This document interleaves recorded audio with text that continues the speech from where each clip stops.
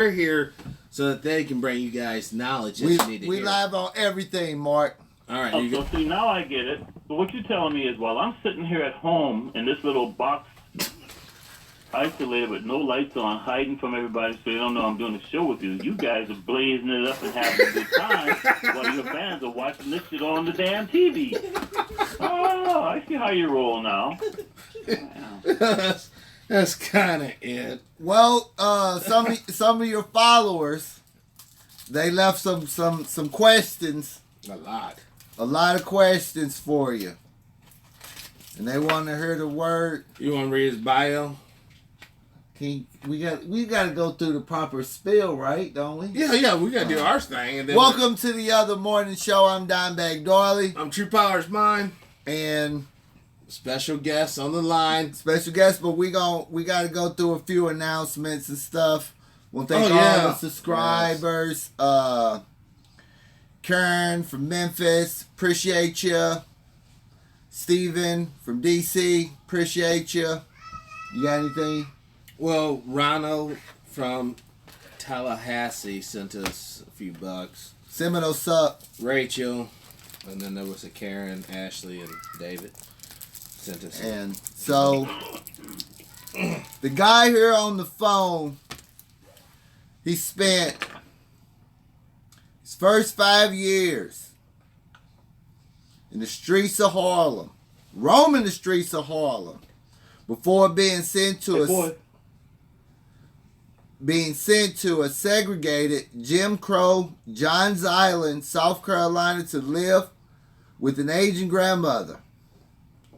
He is listed in international who's who of professionals and a former member of many globalist organizations which few ever hear about.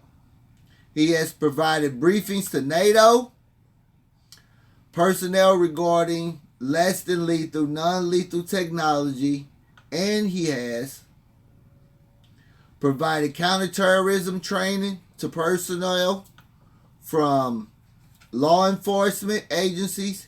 He is both a retired U.S. Marine officer as well as a retired LAPD patrol supervisor. Mark is an FBI certified range master and has served as a technical advisor for several popular Hollywood movies. Since retired, he has returned to life as a lazy surfing beach bum, where he spends much of his time coaching and mentoring some of the most successful young female surfers from around the world. Ladies and gentlemen, Mark from Anaheim. Huh? I have a question for you. I'm listening. Are you guys like in the fucking voodoo and shit? Because every time I happen to come on the show is the same day that my girl gets knocked out of a real important major professional surf contest. No. Including today. No. I'm not making this up. This happened the last 2 times I came on this show. Oh my! Is it the one from Brazil? You think we should start having you on like on Saturdays or Thursdays? She's from the French Caribbean. Maybe that's what it is. And the one from Brazil, is that the one where somebody made a comment because I posted a photograph of her? I believe so. Well, you know that's Savannah Lima. Now, Savannah Lima has no sponsors because she doesn't fit the profile. Right. Tattoos. Man, she had to sell her house to go on tour. That's what I'm saying. That's too much playing. She is serious about that. And meanwhile, I can put this out there because she's already put it out there. It's nothing like reading a French newspaper and seeing a surfer being quoted in the French newspaper by saying she lost her sponsor because she doesn't show her ass enough. And had she showed her ass more, she would still have a sponsor. So tits and ass pays off. Well, you see them uniforms and stuff that they wearing. What about the Me Too bullshit? You know, hey, he touched my tits and ass. Exactly, that's my whole point. Because the Me Too so, movement. Gentlemen, as you can see, and for the listeners out there, the misogyny is alive and well. And I've been supporting women's surfing for quite a while. I've been supporting women's sports for a long time, but I know I've been stirring the pot because, see, I mentor and coach a lot of females, and I do it at my own expense. Because most of them, they have no sponsors, they have no coaches. It sucks, man. It does. So I instill in them their own self-respect and don't let them compromise their souls. So I was shocked to see my surfer being quoted in the French newspaper, but I was very proud of her. Consequently, I'm going to dedicate this show to her while I'm still sober. Tessa Tyson, I love you. Awesome. And I'm glad you had the moral courage to stand up for yourself. So we'll see what happens. But we all know in this world, moral fortitude isn't a... By the way, believe it or not, her family might be listening to this show. Because they seem to have a knack for knowing when I'm always on the radio. Well, I tell you, you do have a following. Hey, you'd be surprised how many surfers from around the world follow me. I'm not They read all my stuff. I can't get U.S. folks to read my stuff, but people around the world, because they're like, how the hell did you put a corrupt Hillary Clinton and a racist Donald Trump as your number one and number two candidates running for president? Right. People outside the U.S., they ain't falling for this okie doke, and they look at us now going, what the hell happened to your country? Well, it's just like Easter. Everybody else in the world's going to celebrate it, what? Easter Monday. We're going to celebrate it Easter Sunday. April Fool's Day. Because they Perfect day for it, because Easter's bullshit anyway. Well, you know. Yep. Are we going to have sexual prostitutes last month? Seriously, I'm going to ask you a question. Do you celebrate your birthday on the same day every year? Yes, sir. The same number. So how the hell could Jesus Christ die on this day, and then one year we celebrate it in March, another year we celebrate it in April? Come on, folks. That doesn't have anything to do with Jesus Christ. It's all about the sun worshippers. I'm going to celebrate it the way you said the last time you explained this. That seems more appealing to me. So that's what I'm going to do. Oh, anybody ever ask how the hell does a bunny rabbit lay a chicken egg? Exactly. And why does the eggs have to be dyed? You know what the bunny's all about, right? Sex. It's all about sex. Wealthy folks in Europe, man, they used to have, these big old castles with the mazes and for the yards and stuff. So they'd go out and get the hottest looking girls in the village, have them run all through the mazes and hide, and if the wealthy guy finds them, then they could do whatever they want to them sexually. Yeah. And they do. That fertility thing. You know, this whole And world. and back in the old days, even when they used to sing Christmas carols, they used to do that in the nude. I'll talk about titty hard on. That would be so extremely cold. But you got that Polar bear and Viking blood. You can take it for a temporary period of time. It's like the Marine Corps Commandant. The Marine Corps will be populated with pure Aryan blood Viking warriors. Fuck you guys. How'd you know that? Because you told me. I don't recall that, sir. Make him prove it. Lying denied. Pull up that tape. Pull up the tape. No, that was true, man. In fact, I went to officer school with his the one you're referring to was Holcomb. I didn't go to school with him. I went to the College of Charleston. His grandson went to the Citadel. But I'm the one responsible for his girlfriend dumping his ass. She had no idea how... I saved a lot of white girls in my time. Because they never had an idea how racist their boyfriends or fiancés were until they introduced that person to me. And then later on, when they're going home on that ride home, homeboy couldn't hide his true feelings. So I saved a lot of girls from years of anger. There's this one beautiful European American. She used to go to country bars. Had hair down to her butt. I mean, literally. Her hair covered her ass. And one night she comes into the bar and she's there with her fiance. Now, up until that time, I didn't know she had a boyfriend because she always came to the bar, she danced, but she always went home alone, went home early, came alone, went home early. So she goes, "Oh, Michael, I want to introduce you, blah, blah, blah, blah, blah, blah." So I entered, I was all happy, congratulate her. Didn't see her again for like 3 months. Damn. So one night I walked into this place. This is a place called Crazy Horse. It was a real famous Crazy Horse on the West Coast out here. By that time it was Irvine Spectrum. But anyway, she comes in and I say, "Hey, how you doing? How's married life?" And she looked at me and goes, what married life? I go, well, the last time I saw you were engaged. She goes, oh, yes, I owe you a drink. And I'm like, what are you talking about? Now, mind you, she doesn't even drink. But she bought me a drink. And the reason she bought me a drink, she goes, Michael, you saved my life. What are you talking about? I had no idea how racist that piece of shit was until I introduced you to him in the bar that night, and on the way home, he just went on and on about the nigga this, nigga that, nigga this, and I dumped his ass the next day. Dude, let me explain how important this is. I met her less than 2 weeks before her wedding. See, there's a reason for everything. Heck yeah. So less than 2 weeks before her wedding, she found out who this guy really was only because she introduced him to me. And by the way, I should tell you, I was always a fly in a bowl of milk in that damn bar. Well, there were two other blacks in that bar, but they worked in the bathroom. One was the guy who handed out mints and stuff in the men's room, and the other one was a woman who handed out candy and stuff in the women's room. But I was always the only black, on the dance floor and stuff. I got it. I saved that young lady from a life of misery, and she's not the only one. So I've done that several times since, but I mean more times than I probably will ever know. But the thing about it, do you ever trip on these dudes ever finding that finding out that you're the catalyst for them losing their chick? Like, I jumped one time because of that. Yeah. Was it the time with the Nazis or different?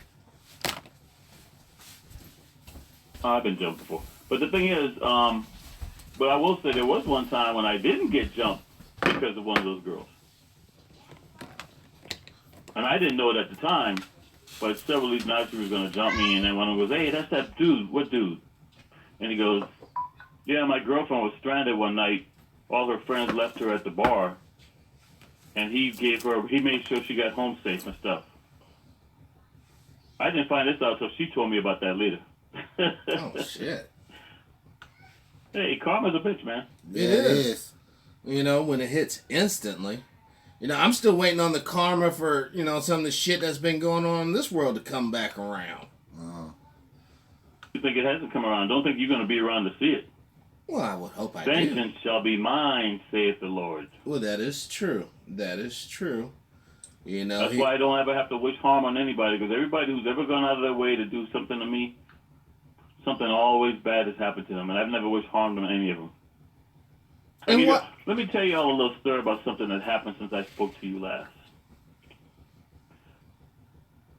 March Madness is going on, right? Mm-hmm. Well, I'm from Charleston, as y'all know.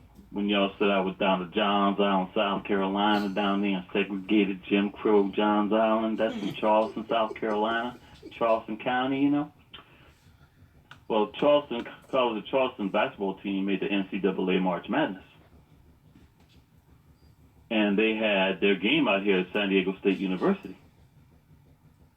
Now, of course, I'm an alumni, was on the sailing team, give money to the school. We still recruit people for the college. Was even a college alumni coordinator out here in California.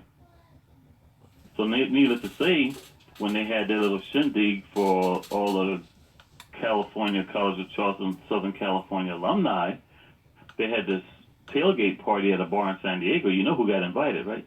Oh, absolutely. Yours truly. No. I didn't get an invitation at all. Well, you should. So going back to what I'm telling you about these white girls who always remember me. I had a young lady, haven't seen her in over 30 years. Sends me a message on Facebook and says, "Hey, did you know there's going to be an alumni shindig down in San Diego?" I said, "Thank you very much. I'm dropping everything I'm doing because I'm going to crash that bash." I got up at 4 o'clock Friday morning, drove down to San Diego, walked around campus, took photographs and stuff. Had dumbass cops following me around, don't have a clue who I am, but they weren't stupid enough to bother me. And then I made it a point to go down before I knew the crowd would be there. So I walked into the bar because this thing was supposed to start like 1:30. So I walked into the bar like 1:15, the big sign on the door, closed for private parties. So I walked in like, Wait a minute, you guys aren't open today? No, we're closed. Well, why are you closed? This college is going to have an alumni party here. Well, what college is it? And then two guys sitting at the bar. College of Charleston, all proud and shit. You know, these guys like in their late 20s. I'm like, College of Charleston? That school fucking sucks. So you look at these two white boys, they don't know what to think, right? So I go, why? Did you go to college? Yep. And I go, so, what's your school mascot? The Cougars. What's your school color? The Maroons. And why is your school color the Maroons? I don't know. Because your fucking mascot was a goddamn Cameroon spear-chucking nigger before they changed it to the Cougars. Then I looked at the black guy behind the bar and I goes, by the way, this place is going to be packed here pretty soon, so I'm just going to let you know right now. There's going to be two niggas here. You and me.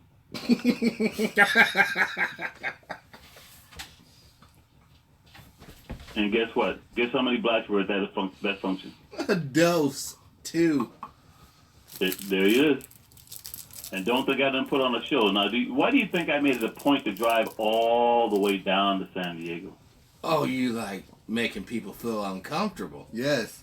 That's the best way. Oh, no, it gets better than that. The present president at the College of Charleston is a proud neo-Confederate who loves to dress up like he's back in the South and the Confederate States of America Army.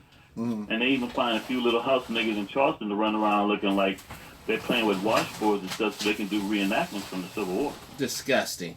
Right. That's absolutely fucking And if you disgusting. think, and if all you listeners out there, if you think I'm making this stuff up, you could go on the internet and just Google College of Charleston president Civil War reenactment, and you will see photographs of him on the internet. So needless to say, they had a local television crew that followed the college alumni out here. I made it a point to go right up and grab that president, because now the TV camera's flying, so he can't do much.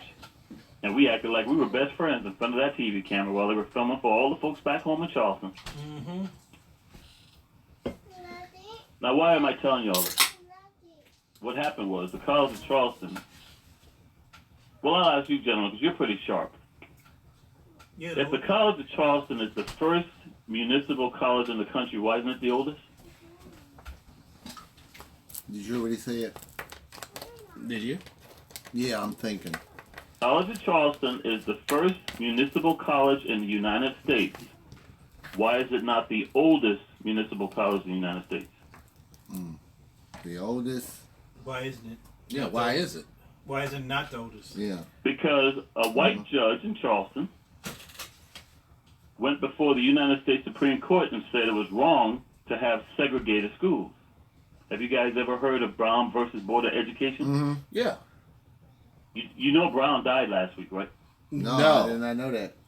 How old was it? Yeah, she died last week. Oh, shit. Oh, she. But I'll just say this. She's not even the one responsible. It was actually a minister from South Carolina who died like back in 1971. He's the one who actually introduced the lawsuits that led to Brown versus Board of Education. And he got run out of South Carolina. They burned down his church and they burned down his home. But anyway, I digress. So what happened was this judge from Charleston, he did a very good job of presenting the case why schools should be desegregated. The Supreme Court agreed. Oh, you know what Boulay member was on the Supreme Court at that time, right? What did you say? The Boulay member was on the Supreme Court when this ruling was made. Do you know that? No, I did not know that. Thurgood Marshall. Yeah, I'll be Thurgood Marshall. He's the only black. I didn't Right. even heard So of anyway, that. so in 1954, the Supreme Court agreed. Now this white judge who ruled, he comes back to Charleston. They ran him out of town. He had to move to New York City. He and his wife. His name was Judge Waring. Well, what the College of Charleston decided to do was become private. That way, no niggas would have to go to College of Charleston. Yep.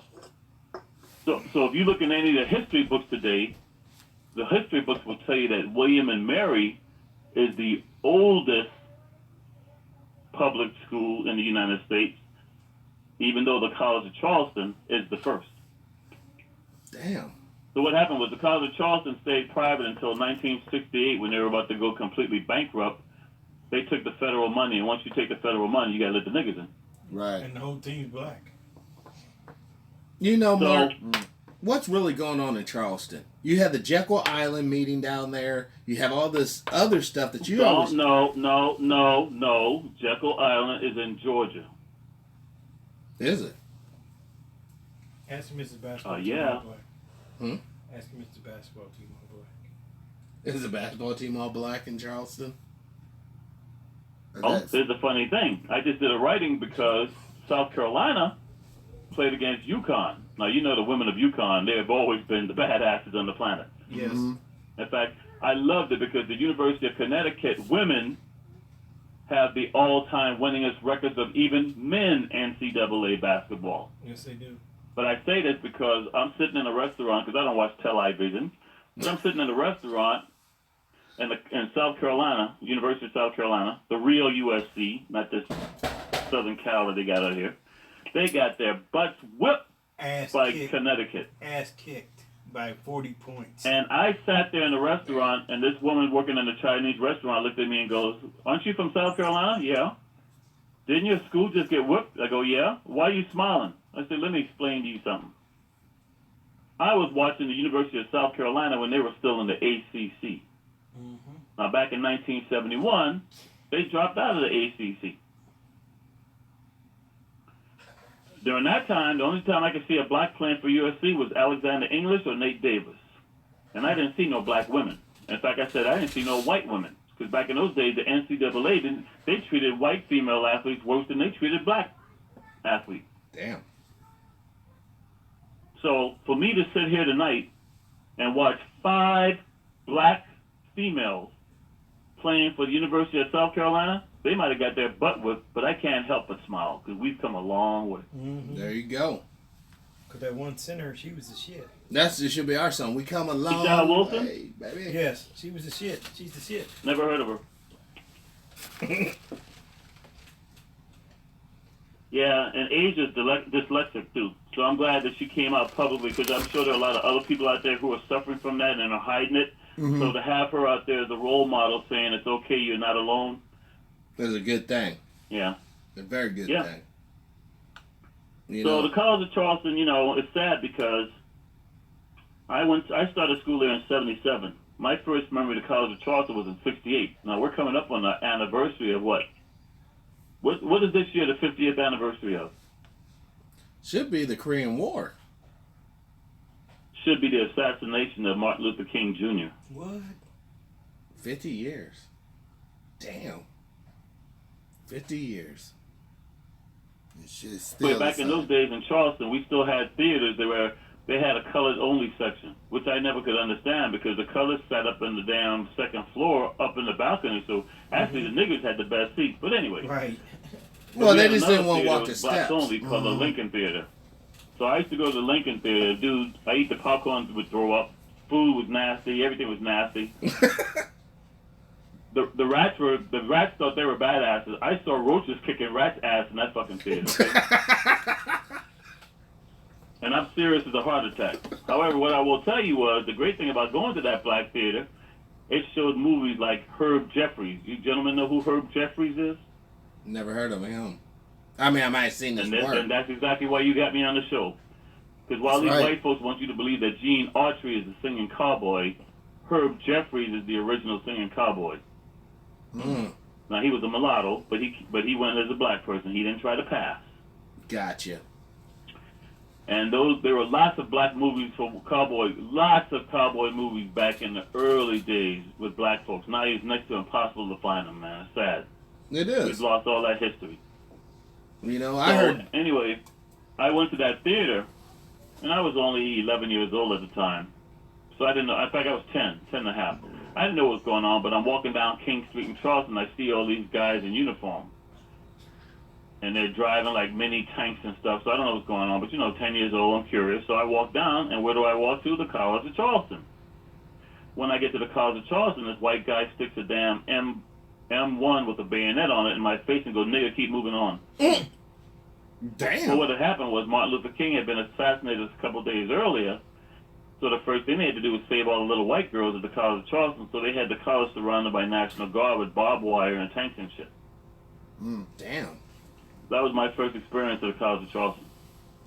By the way, I should tell you too, they changed that mascot from the Cameroon to a cougar in 1971 because they didn't allow any blacks into the school until '68. And by the time he graduated in '71, there were enough students on campus who were angry because they actually had a couple of now black basketball players, and it was just too embarrassing to have a mascot that was a Cameroon spear-chucking nigger when now you got black players on the team. So it was actually students on the campus that got the campus to change the mascot to a cougar.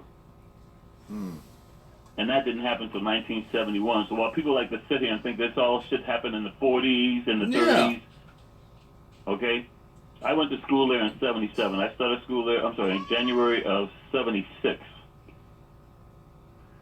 And I can't begin to tell you how many women on campus asked me if blacks had tails. Stop! And how many this of one them in ever asked front, that question baby. Again. That's fucked up. And I can't begin to tell you how many white women on campus who literally live in small town South Carolina where blacks live on one side of the railroad track and whites live on the other side. Mm-hmm. So when their parents came to visit, I had to pretend like I didn't know them, or their parents would have taken the money away from them to go to school. That's sad. And I stay in touch with a lot of them to this day. Some of them I haven't seen in more than 30 years, but hey, they are a pipeline when I need information on the shit that's going on back in South Carolina. Just like that damn alumni party down there in San Diego. Crashed it. Oh, and the reason I was so happy to go there, because see, this is personal for me. I held a College of Charleston alumni party at the LAPD Academy back in 1996. A woman who went to school with Barbara Bush. Barbara Bush went to school in Charleston. Not at the college, but at an all-girls school. So this woman comes to the reunion, and this is what she tells me in 1996. We never intended for so many of you colored folks to become middle class, and we're taking our country back. And guess what? That's what you see. That's what you see going on right now. Well, you know, they are taking back their country, and they're taking it back to pre-McCarthy Day. You know, the birth of John and Burgess. She graduated from the college in '56, so that's exactly what they're taking it back to. Now, did you ever discover if Barbara Bush was related to Aleister Crowley? Never discussed that on the radio. Why are you putting my personal business out there, dude? No. I mean, look. See, this is why you don't be blazing up before the show, because you confuse our telephone calls with our radio show. Damn, now my truck's gonna blow up. No. Let me just put it out there. As they always say, full disclosure, Daddy Bush and I were closer than any other president that was in the White House. Even though the Clinton administration granted me more access, it's amazing. The Clinton administration, Bill Clinton loved me. I don't know why, but it's amazing. Anything I asked for when Bill Clinton was on, they granted me access to stuff that I would do radio shows out here, and I would get pipeline information directly from cabinet officials there. Shit. But Daddy Bush and I were members of some of those organizations you alluded to earlier, so I was always closer to Daddy Bush. And I've done some research since you asked me that question off air on the telephone. And all I can say to you is this. Somebody has done a very good job of sanitizing the internet. And since I have no personal knowledge on it, I cannot say one way or the other. Gotcha. However, that would suggest to me that there might be something there. And once again, all you listeners. I will say there's a connection with Crowley and me too. I used to have the hots for his daughter Zena. Never met his daughter Zena. Used to correspond with one of his granddaughters. They're all crazy. But they're all rich. They're very rich. Because, their daddy was the wickedest man in the world. Ozzy Osbourne. Well, it's not hard to be rich when... See, you have to understand, wealthy people are into that shit. Mm-hmm. And out here in California, a lot of folks who have gotten where they are in Hollywood is because of the deals they made with Lucifer. Unfortunately, yes.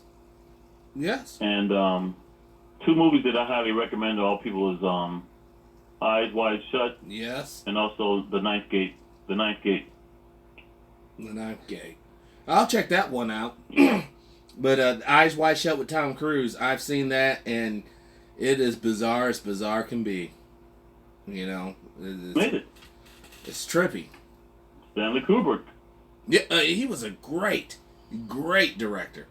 Great director. Well, he claims he's the one that made the fake film for the moon landing. I could see it. I could see him doing that, some work like that. Plus, O.J. Simpson was in a movie about that, Capricorn One, that they told you they made in the Hollywood studio. Well, you know, another guy I've been talking to lately, John Lear. You know, off whatever TV here, and you know we've been talking a lot, and you know, a lot of that moon landing. There's a guy that has a website, and basically there is an atmosphere on the moon. The moon isn't a dark, opaque sky. There is color to it.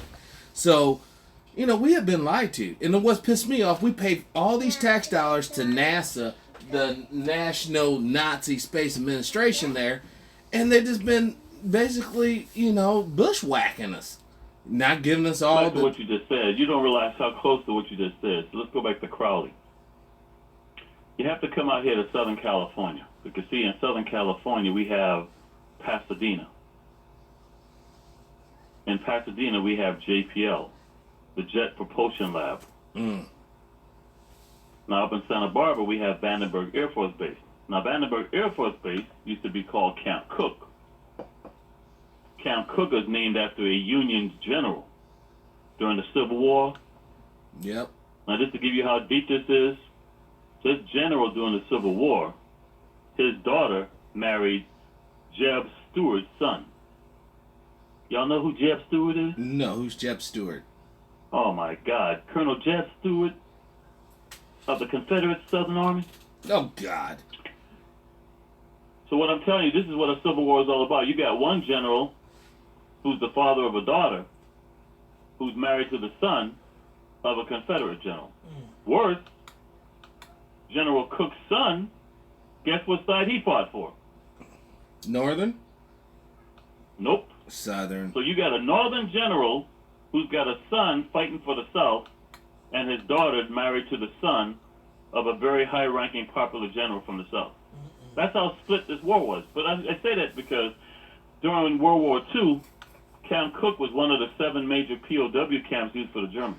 That's fucked up. Because they were treated so much better. Going back to the German connection here, you know about things like Operation Paperclip. Yes, sir. Mm-hmm. Where all our missiles launched from on the West Coast. Basically, Southern California. Vandenberg Air Force Base. And what kind of name is Vandenberg? German. Which reminds me, folks, where's the happiest place on Earth? Well, it depends. Sweden should be the happiest place. Well, you guys know they always say that Disneyland is the happiest place on Earth. Yes. I thought we was And where's being more Disneyland serious. located? Is in Irvine or Anaheim, California. No, downtown Disney is in What kind of name is Anaheim? German. You starting to see a big picture here, guys? Yes, German. Now let's fast forward to 2018. Who's in the White House? Trump. It's a Germany. Where's his daddy from? Germany. You starting to see the big picture here, guys? They have infiltrated our governments, our corporations, and all of our major industries and control most of the media now. The Fourth Reich is alive and well, and people here don't even know it. Because we bring these folks over here after the war for scientific reasons and intelligence purposes. They don't change. No. They change you. They Yeah. tentacles. They just grow. Just go out. In the 1990s, when there was a survey done, since they're talking about census right now, no less than 40% of the U.S. population proudly stated that they were of German ancestry or descent. Damn. No, because God knows I fucked a whole lot of them. You know it. So, No, I'm serious. In fact, have you ever seen the movie Ricochet? yeah. I hope you guys, when you talk to me, you also have a piece of paper so you can write notes down. But No, I Ricochet just- is a movie with Ice T. An Ice Cube. No, No, Ice Ricochet. T It had that old and guy, Denzel Gene, Washington. the white guy, Gene. Oh, okay. I know you're talking about now. I was Well, thinking the white guy Trespass. was from that stupid TV show, Third Rock from the Sun or whatever. yeah, the daddy Oh, guy, what- bald Right. head. But he played a great Nazi in that damn Ricochet. And Denzel Washington was an up-and-coming LAPD cop who gets tapped to be a deputy district attorney. And these white folks set his ass up, and he didn't even see it coming. Because he prosecuted this one Nazi and put him away. And what did they do? Get this fine-looking German girl, had her go out and deliberately get the clap to give it to him. To give it to his wife. So what I'm telling you is their women will do anything and everything for their cause. Oh yeah, haven't you ever seen some German shyster videos? They eat shit and all that. It's disgusting. Fuck. This went over your head, so write this down. They will do anything and everything for their cause. You want to rewatch the tape. Take those 5 letters, CAUSE. Do some research. Because they are the ones who have infiltrated most of your local law enforcement all throughout the Southern California, throughout the rest of the United States. He has mentioned the Nordic Brotherhood. Missouri has the same thing. There you go. Brotherhood of Law. I mean, these cats are everywhere. Yeah. You'll find a sprinkle of What everything happened in was in Missouri. the Obama administration, because of what happened with Darren Wilson in your home state there, Yes, sir. Oh, it's all kind of the chaos Justice here. Department was coming out with a damn report on how many of them had infiltrated law enforcement. Donald Trump gets in. William Sessions, they destroyed that whole report, Yes, got rid sir. of that investigating unit. Took and them now off they're the telling you terrorist about watch some list. bullshit black identity extremists. Right. Yep. They took them off and put us Meanwhile, on. these guys have infiltrated all your law enforcement. Now, many of them are part of the Oath Keepers, but a lot of the guys who are the hardcore, they're not part of the Oath Keepers because they are a subculture within a subculture. Well, some of the Oath Keepers are black. You know, they're, patriots. They believe they're doing You the got right Uncle thing. Tom's like David Clark, that's an Oath Keeper. Oh, Yeah. Yeah, you We don't need no Uncle Ben with a gun. Yeah, I'm gonna reach out Telling and you though, touch it's you. cause. When you guys get some time, and for you listeners out there, you do some research on cause. There was one federal judge that investigated them back in the 90s, specifically LA sheriffs, a few LAPD, but mostly LA sheriffs, and he only touched the tip of the ice cream. Oh shit. Those guys, and those guys are involved with the Manson family. Helter Skelter. They're all connected. What I'm just telling you is now, because Trump's in the White House and they're being basically ignored, nobody's got them under the microscope, they're coming out with impunity now. Yes. So you're going to start seeing a lot more deaths and murders where nobody's being arrested for it, no suspect seen, but it's being done deliberately. The Civil War's already started, guys. It has, unfortunately. You know, we were talking the other day. I still got When my you talk to extra people- pitchforks. They always talk about, Chicago, blacks killing blacks and all this. I had suggested. How do you know that? I Half don't the time the guys are killed and there's no suspect seen, and all the news says it appears to be gang related. Exactly. So everybody goes on with their life. Yeah.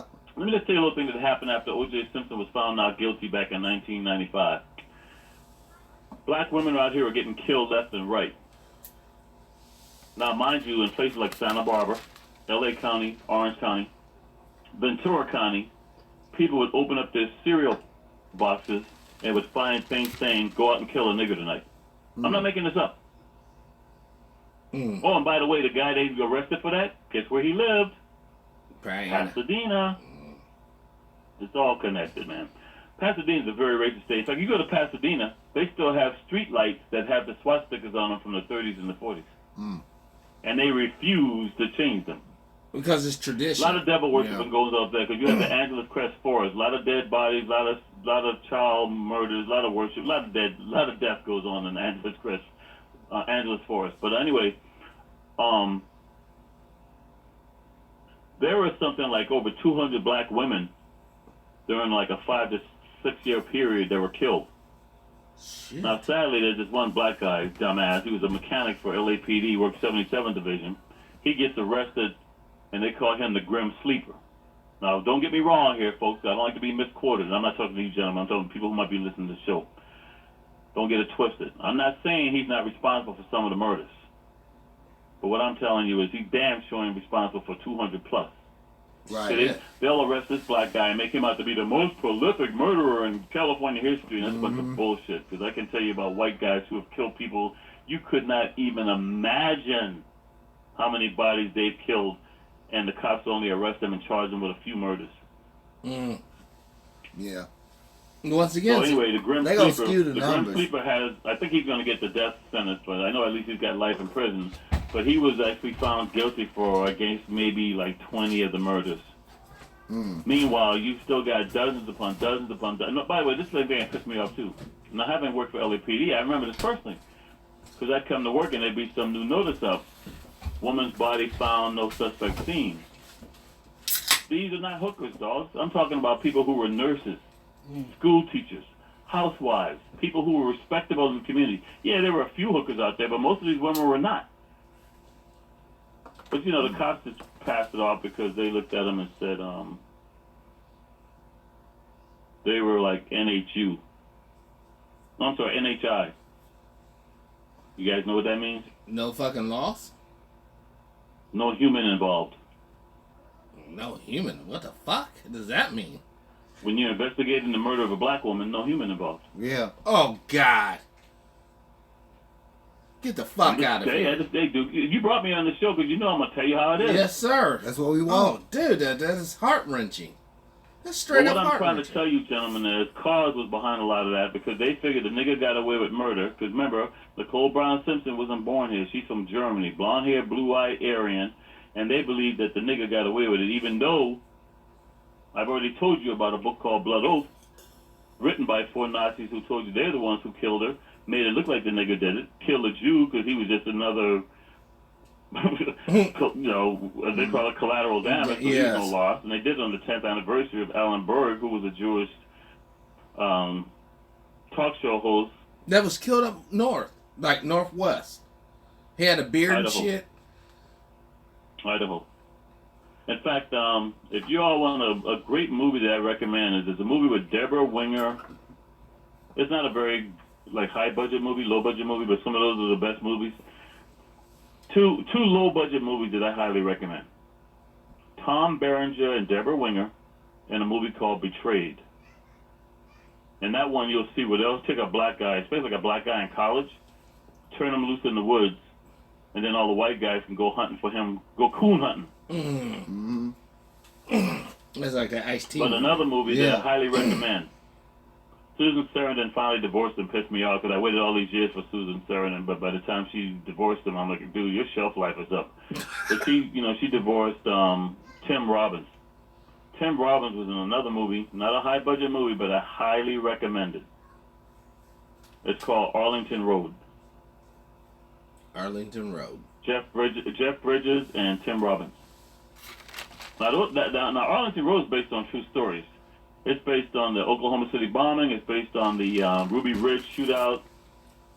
And it's based on another one of those neo-Nazi militia movement things that happened during the Clinton years. Mm-hmm. See, these folks had a lot of plans.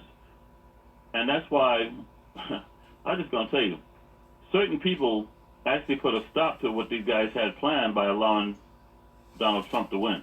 Had Hillary won, they were going to use Hillary as an excuse to galvanize all the neo-Nazis and white separatists and white supremacists and white sovereign citizens in this country for an all-out civil war. By having Donald Trump in, the gun sales have gone down. So when you have a Democratic in the White House, they go, the Democrats will take your guns away. Mm-hmm.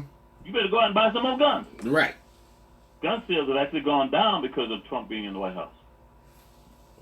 Well, a lot So of it's people kind of a weird thing. In the one sense, I'm not telling you I'm not a fan of Donald Trump, but what I'm telling you is these white folks really believe that Donald Trump's allowing them to get away with things, when in fact, Donald Trump being in the White House is slowing down their emotions because they can't get people angry. See, when you have the nigger in the White House, Oh, you can get them jammed out quick. that galvanizes all the haters. Mm-hmm. If you had Hillary in the White House, it'd be just like Bill Clinton back in the 1990s when you had guys like Gordon Call, The Order, and all these other groups I can tell you about. Well, see, but not having a Republican in the White House, they can't get their base fired up enough to start out this all-out war that they want to do. But don't think that at the same time you don't have cells in certain places, like especially in Indiana. Ever since Tom Metzger went back to Indiana, there's been a lot of murders of black women and children that you don't hear nothing about in the news. And you ain't gonna hear about it. Because he's smart. He And you wants to ain't be gonna hear low. about it. He wants to be low key. You ready to take some questions from your Following? peoples? Because they sent Aye, in a sir. whole bunch. Hit him with I a guess I should question. write these notes down. Let's see. We talked about the cars of Charleston. We talked about USC basketball. And we talked about cars. Yes, cause. Yeah, I always go back and watch the raw film of it. So Yeah, I have dial-up, so I can't watch that stuff. I go on YouTube with dial-up, and after 5 seconds, they cut me off. I'm just trying to avoid the comments. And by the way, you better enjoy these days because your time's running out soon. Yeah, I know. Net neutrality is it's a very real roadblock. Net neutrality, my ass. YouTube and everybody else is just going to delete your ass because they're not going to consider you politically correct. Yep. Well, but I believe in America and the apple pie. America is everything from the top of North America to the bottom of South America. This is only the United States of America, or as we say in French, d'état unis. Give me some questions. All right. This first question in. The questions will be read in the order that they came in. You didn't remind me. I also talked to you about Tessa and how women surfers are being the victims of misogyny. Okay, I'm sorry. Go ahead. This is from. But when I started speaking French right now, it reminded me. You got anything else you want to say before I start? Yeah, who does your hair? Myself. Okay. This one's from Scam Likely. What can we do about the powers that be? Well, that's a very vague and ambiguous question, but I'll try. So what can we do with the powers that be? I don't worry about the powers that be. This is what I try to tell folks. One, it's not my place to tell you what to do. However, I know always people say, well, you always point out the problem, but you never point out the solution. That's because you already know the solution. Step one, stop putting your fucking personal family business out there on social media. Especially after you saw what's going on with Facebook right now. Stop putting all your family business out there in the streets for the whole world to see. You got a family problem, you keep it inside the family. Yep. You can pick your friends, you can't pick your family. Number two, stop living beyond your means. Now, I had a brother today, and I know the brother means well. In fact, he's probably listening right now. But this brother sent me a Facebook message today, asked me, is Obama really bisexual? I heard that he was. And I'm like, who gives a shit? First of all, he was been out the White House for a year and a half, and how does that put any food on your table? Exactly. See, we're worried about things like Stormy Daniels and all this other crap. That's to distract you. If they want to worry about Donald Trump, instead of talking about Stormy Daniels, why don't they talk about the fact that the NRA, who's his biggest supporter, and that's who's been in the news for the ever since Parkland shooting. Right. Why don't they talk about the $20 to $30 million that the NRA got allegedly from Russians, and then use it towards the Donald Trump campaign? Oh shit. See, we don't hear about that. Because if you put that out there, then you'll find out how quickly all these white folks who, God bless America, USA, USA, and you'll see how quickly they go, wait a minute. The NRA got money from the Russians? Right. And you'll see how quickly they start losing their membership. See what I'm saying? Follow the money. Now, So, hold on. when somebody asks the NRA question, got what money should from we- Russia. The I'm sorry? NRA got money from fucking Russia. Because that's actually news to me. That's like saying the Boy Scouts of America just got funding from fucking ISIS. You don't get money I'll from tell you. Russia. So I'm going to say this again. The NRA got somewhere between $20 to $30 million from a banker in Russia who's drinking buddies with Putin and in bed with the Russian mob. And you don't hear nobody talking about it. In fact, it's sad because the only news outlet that has even reported on it was the Rolling Stones. But they set the Rolling Stones up a few years ago, as you could remember. And now the Rolling Stones kind of keep quiet because they look like shit because they ran with that story about the black girl that had been raped. Oh, about the lacrosse team. The Duke stuff. See, that's how they set you up. They set you up so you can go run with the story because you don't verify the story and you don't even know you were being set up so later on nobody's going to believe you when you come out with a true story. Right. Damn. Right. That's how the system works. See, the system works two ways. One, if somebody has something legitimate to say, you make them appear to be crazy so nobody believes in them, or you destroy their character so nobody listens to them. Damn, So, dude. To answer that question, I said early, stop putting your business out there for the whole world to see on social media sites. Stop living beyond your means. Now, when I say living beyond your means, I have not had a credit card in over 10 years.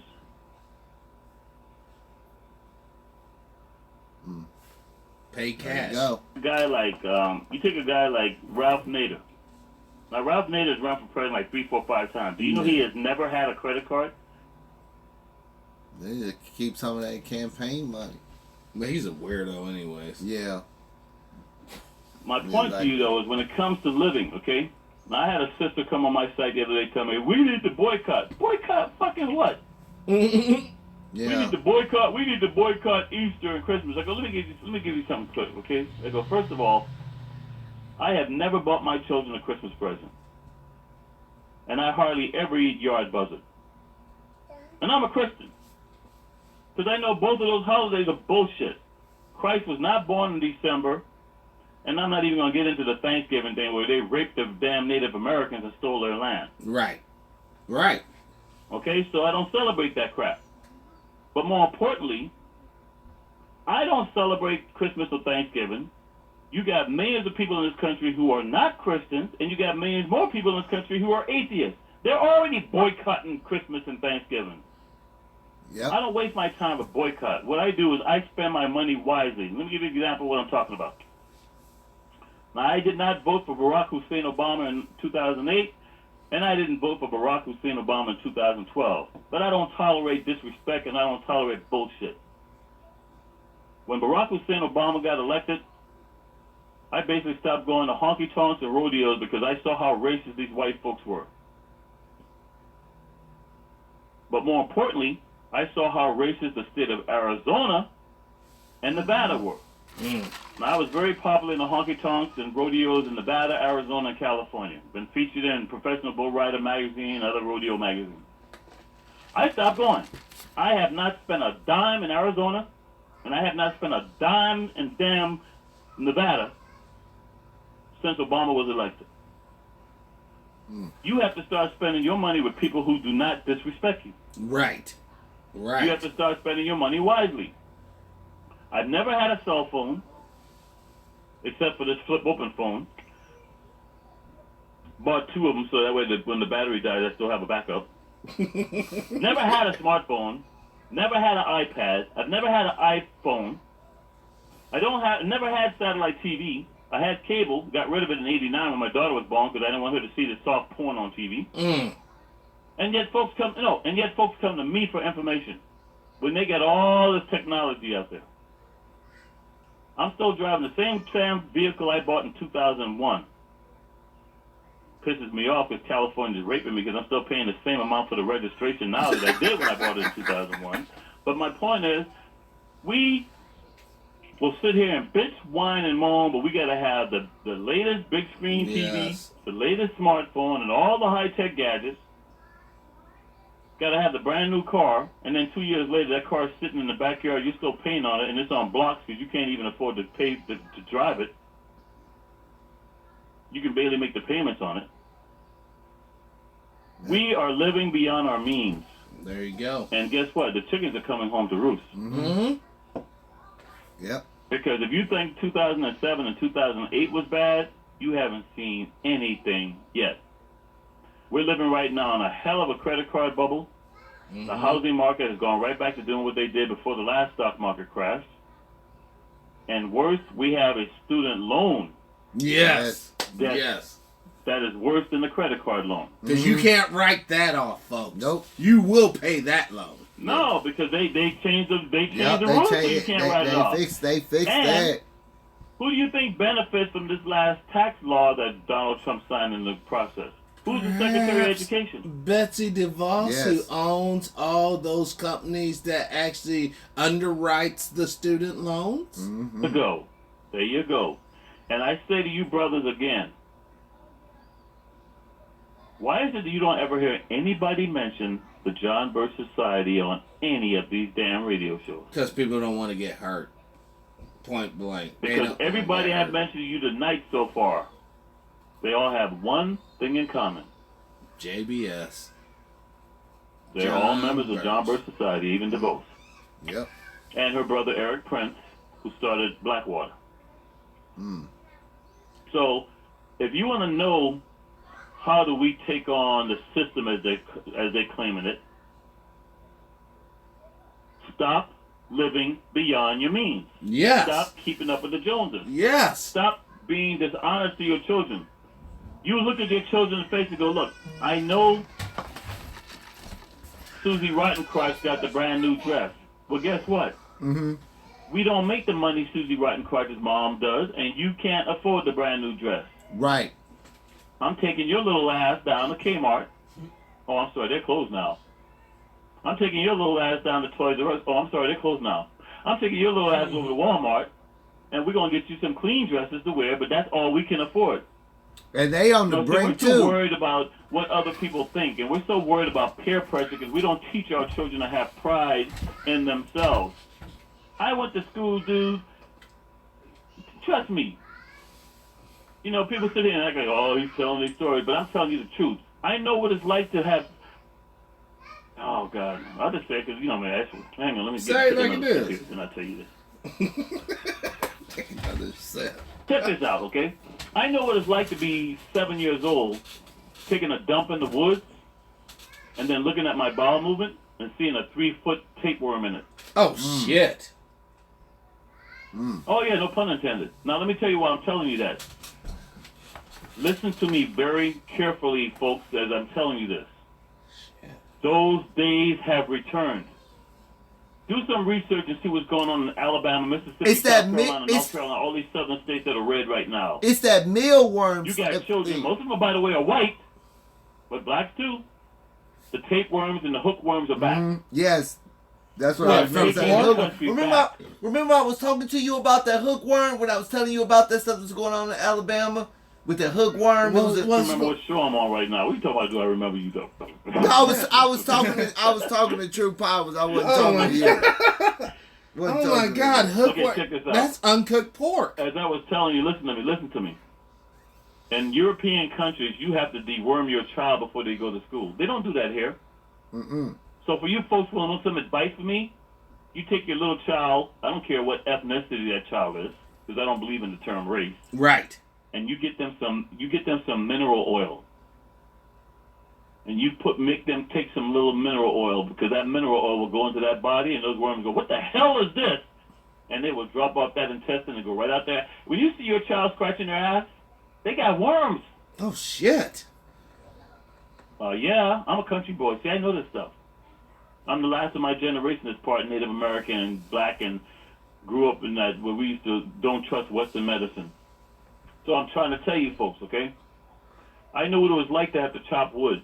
I knew what it was like to pump water. I knew what it was like to use an outhouse. I'm not making this crap up, and I'm not that old. And yes, I did walk 3 miles to school. And it's true, because all the schools down there were segregated back then. Right. So I'm telling you, as you see what's going on in this country today, you want some tips? There's a little medicinal, and I don't make no money from sharing this with you. Over the counter, get yourself some 3S tonic, SSS. High in iron and other things that you don't get in your normal meals. Here's one for you folks. 3 6s if you can find it.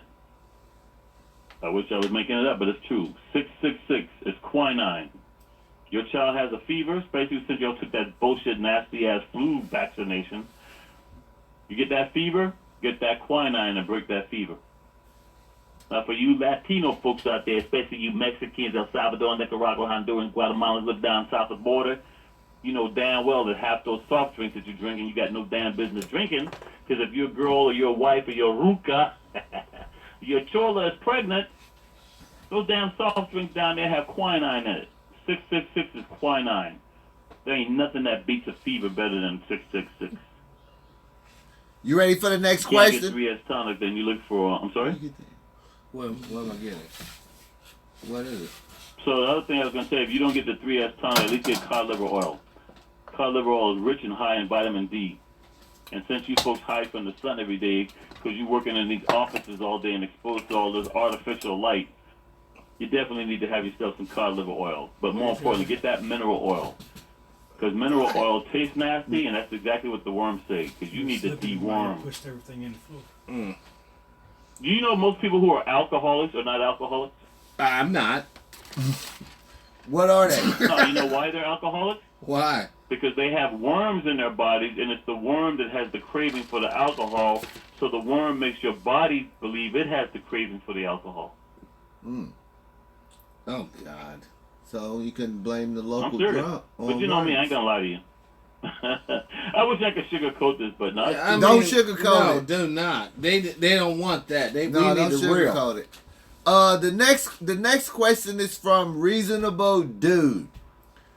He asks. Bye. Well, go ahead. Yeah, that's his name. He wants to know what specific type of firearms and how many would you recommend for blacks to buy for the coming America tribulation. First and foremost, stop turning your damn guns to these police departments so you can get a damn, a coupon to go to Walmart or whatever. Yeah, don't do that. White folks are buying guns and ammunition like it's going out of style, and you folks, dumbasses, are turning in your weapons. That's the reason why I got 2 extra fourth picks, because I don't turn them in. They're not good against AR-15. Well, first and foremost, know what the laws are in your area, because every state has different laws regarding firearms. Now, we all have a saying, I'd rather be judged by 12 than to be carried by 6. Mm-hmm. I'm not going to come on this radio show and tell anybody to break the law. Right. However, what I will say to you, if you are a law-abiding citizen who has a legal reason to have a weapon, I see no reason why you're turning it in, because the other folks ain't turning theirs in. No. Hell no. Hell no, they're not. As far as what type of weapon to have, once again, that's a vague and ambiguous question, because I don't know whether you're living in the city, if you're living in the country. A lot of folks out there have problems with the so-called sporter rifle or the AR-15 type weapons. And I'll just say, if you live in the country, you definitely should have an AR-15. Oh, yeah. Now, do you know why I would say that to anybody living in the country? It's reliable. It's good to hunt with. Because chances are, if you live in the country, the closest or fastest response when you call 911 could be 30 to 45 minutes, if not more. Yeah, when everything's popping off, absolutely. Yeah. I recommend everyone get a 9mm and a 45. For one, a lot of, it's going to be like a video game. If you're going to have rifles, first of all, I always recommend a shotgun. Shotgun is the best home defense you could have. Yes. Seriously. But when it comes to a pistol, people talk about the 45 because it's a man knockdown and all that. That's all well and good. But I recommend for women, I'll just tell you this. Guess what's the most popular weapon that the mafia uses? Probably 38. Snub nose. 22. Oh, God. Bounce around in the old brain pan. Because they shoot you up close and personal. Now, most cops don't even know this because most cops are idiots too. The average gunfight between two individuals is 2 to 5 feet. Dude. Close I'm quarters. just telling you. That's close quarters. So most cops train on these bullshit ranges where they're shooting 25 yards away and all this stuff. That's why if you look at the Sacramento shooting, remember how they kept talking about, oh, the cops shot him 20 times. Remember that? How many times was the brother actually hit? I seen one report that said he got hit about 7 times from the back. So he was Alone. shot 8 times, 7 of those from the back. So out of 20 rounds, only 8 hit. Damn. So I'm just saying to you that because he wasn't 2 to 5 feet, he was further away, and they sprayed and prayed. Yeah. So when it comes to picking what kind of weapon to get, number one, I love the 12-gauge shotgun for home defense, but that's me. Okay, the average housewife may not like A kick. a shotgun. So I say, instead of this 45 that everybody wants for the housewife, a great weapon to have is a PPK. So I didn't come on this show to market weapons. I'll just say this. When it comes to number one, first and foremost, know what the laws are in your area. 2, go to a reliable, reputable gun range and get some proper training. Yes. And 3, trigger locks. If you're really serious about this, then just find me at Mark from Anaheim, Political Sarcasm 101 on Facebook. There you go. I mean, after all, I am a certified FBI range master. There you go. Protect yourself, because I guarantee you they are. Because no one else will protect you. No. Seconds matters when minutes count. Protect yourself. Dun, dun. Dun, dun, dun. I'm sorry. The next question is from Colette Mack. How will the vaccinations control the Knights of Malta impact the ruling elite in their plan for divisional world control? Yeah, I know. See, you play this game where you throw in 20 questions in one. All right, so, now the brother earlier said he saw the 3 Godfather series movies. Is that correct? Yes, sir. So you saw Godfather 3? Yes. What was that about? It was basically about Michael coming to terms with killing his brother Fredo and fucking up his life with his wife and the kids and shit. No. That's not what it was about. I never seen the third Godfather. That's good. What was it about? The third Godfather shows you becoming a Knights of Malta. It was set in like in the Vatican area and shit. Look, let me refresh your memory again. The first 5 minutes of the movie, he becomes a Knights of Malta. That's the only movie in the 3 where you see one token nigger. At the Knights of Malta meeting, you have Willie Brown, who was the Speaker of the House for California, but in that movie he pretends to be an attorney or a lobbyist, and he goes, Michael, we got another lawyer or another judge in our pocket. He goes, good, we can always use another judge. And that's the only time you see a black in all 3 movies, and it's when Michael Corleone is knighted as a Knight of Malta. How could that go right over your head, brother? Damn. Well, I mean, I could say the tapeworms in my belly was making me drink. Let me tell you about the tapeworms in your belly. Who won the presidency in 1980? That was Ronald Reagan.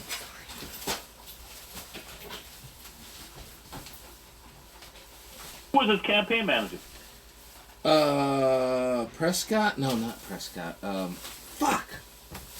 We talked about this. No, on yeah. show. It was, oh my God.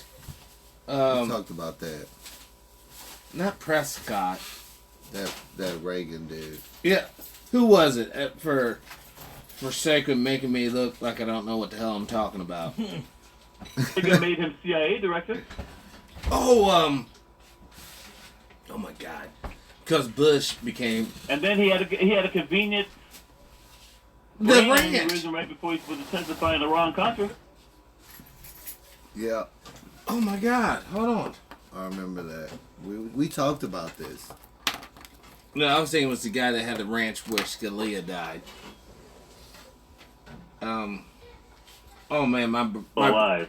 That's Admiral John Poindexter that you're referring to. Yes, that was the Illuminati. You ever heard of ranch. William Casey? William Casey. Now, Mr. I saw the movie Godfather 3. Let me refresh your memory. Michael Corleone is over in Sicily. Right. And while they're hiding over there, the guy who was hiding them gets killed by the twin brothers. While they go to the wake, Michael Corleone says to Andy Garcia, "Who's stopping me?" And he goes, "P2, Casey." They tell you that right in the damn movie. P2 Casey. Because Casey was a Knights of Malta. P2 stands for propaganda duty. Those are the guys who were robbing all the money at the Vatican Bank. If you remember, Michael Corleone, even though he was corrupt, he goes, "An honest pope is a targeted man. It's dangerous to be an honest pope." And then that was about the pope that died back in the 70s, 33 days after. No, not the 70s. What happened was this. Within a 5-year period, you had 3 different popes. One pope died, the second one was too honest, so they killed him, and then they put in the third. Right. John Paul the First. And you had all the Vatican Bank scandals. That's under propaganda duty. Damn. P2. Just Google P2 Lodge, Knights of Malta. Guys like Alexander Haig, half of Donald Trump's administration right now. Damn. You laughing? I'm serious as a heart attack. Keep laughing. Dude, I'm trying to tell you what's going on. I'm telling you, I'm straight up. So when you watch Godfather 3, you still haven't watched Godfather 3. No, I right haven't. Your head. I'm going to watch it again tonight. The first 5 minutes, he becomes a Knights of Malta. And when a guy in the room tries to tell them how corrupt them, he goes, "Are you trying to tell me that you know more than the Pope?" Because Michael Corleone gave $100 million to the Vatican. Yes, he did. Here in L.A., during the 90s, you had Richard Riordan was the mayor, Knights of Malta. Knights of Malta and the John Birch Society are hand in hand, dude. Straight up. No. Knights of Malta have diplomatic immunity. If I walk into a room and watch the Knights of Malta shoot somebody, I could take him into custody. If I walk in that room after the guy is already dead, I can't touch him. They have diplomatic immunity around the world. But aren't they just a legacy of this crusade? Keeping the... Call it whatever you want. The crusades are going on right now, and that's why this pope better watch his ass, because the pope that's watching his ass, he's the first pope in over 200 years that made the head of the Knights of Malta resign. And they are not happy with him. Because he's a black pope, though. All this bullshit propaganda now about him saying there's no hell and stuff, because they want to turn people against him. Hold Eric on. Prince is a Knights of Hold Malta. on. Say that again. Say that again, what you just Eric said. Prince is the Knights of Malta. But about wanting to turn them against the Pope. The reason why they're bringing out this hell Bullshit shit. propaganda about the Pope claiming there's no hell because they want to turn people against the Pope, so when they take his ass out, you ain't going to feel sorry for it. Oh, shit. The Pope is the one trying to stop this bullshit crusade they're going through. And when he wouldn't go along with them, and the head of the Sovereign Military Order of Malta said, well, we're going to do it, he forced the head of the Malta to resign. That hasn't been done since the 1700s. Holy shit. Shit. Oh, I'm sorry, guys. You all writing this down? Damn, dude. I don't make this shit up. That's not cool at all. Because, my understanding, since he's a black pope, you would think that he would be the bad guy. Not the good Black guy. pope, because you've been told he's a black pope. Stop believing the bullshit. Let me refresh your memory about something. He's a Jesuit pope. Yes. Guess what Catholics Hitler killed during World War II? Not the Jesuit order. There it is. It was the other Catholics that he had that were all his generals. Damn, dude. I had it all backwards. The Jesuits are considered the warrior monks of the Catholic Church. Right. And they have never been the Pope. I'm not saying this motherfucker didn't do some shit when he was younger and a bishop and stuff down in Peru and Argentina and stuff. I'm not saying he didn't cover up some shit. I'm just saying don't believe the hype. This motherfucker is trying to slow down the crusade, and they're going to take him out. Because they are pissed. Because he's You got fucking guys with the like money. Madison, all these motherfuckers with the John Birch Society who are lieutenants to this. Nobody fucks with the Knights of Malta. Yeah, you do not. You really don't. That's why Michael Corleone... Let me tell you something. Frank Sinatra paid $10 million to the mob to become a Knights of Malta, and all they did was steal his money because the whole thing was a bullshit sham. Really? He thought he was getting inducted to Knights of Malta, and these mafia guys took his money. That's fucked up, but it's funny, but it's fucked up. So, the Knights of Malta. From what I researched of them, they're still kind of pissed because, what happened in the Holy Land as far as the Muslim incursion after they... Told you, the holy wars have started again, and they're mad at the Pope because he's not letting them go along with their plan. That's why they're moving that goddamn embassy to Jerusalem, because they're going to start the holy wars. Yes, they are. They don't like the Jews. They hate the Jews. But the Jews there, they're not the true Semitic Jews. They're the Ashkenazi Jews from Europe. They're not the real Jews. That, but I'm just telling you that they don't like the Jews. They hate the Jews. And why? Why? Why is there a historical hatred of the Jews by these organizations? White folks believe that they're the original Jews. They're the real Israelites, and everybody else is a beast, including blacks and browns and everybody else. Gotcha. And they have this thing called you had the Manifest Destiny. Yes, Magna Carta. Or not the Magna You had the Manifest Destiny, but what else did you have? Doctrine of Discovery. If you don't know what Doctrine of Discovery is, you guys got a lot of homework. No, that states that when we go out and we can plant a flag, we discovered it, we take it. Flag my ass. I'm white. God made me white. Therefore, I can take your fucking land. Yep. So, like South Africa, what's happening down there? Fuck South Africa. What the hell you think happened here? Well, true. True. They've been doing this shit all over the place. Yeah, here, Southeast Asia, India, Africa. Oh, jeez, man. Doing it now. You ready for the next question?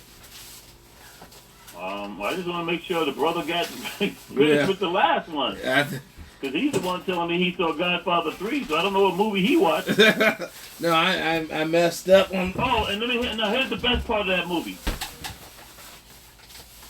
He goes, shit, I ain't the mafia. These motherfuckers are the real mafia. Right. And he's talking about those old white businessmen back in Europe.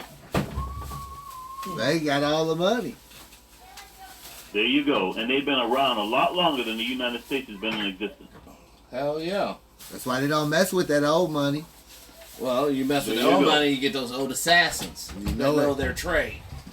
All right. Well, the next question is from Melvin. He wants to know, do you have any information on the rumors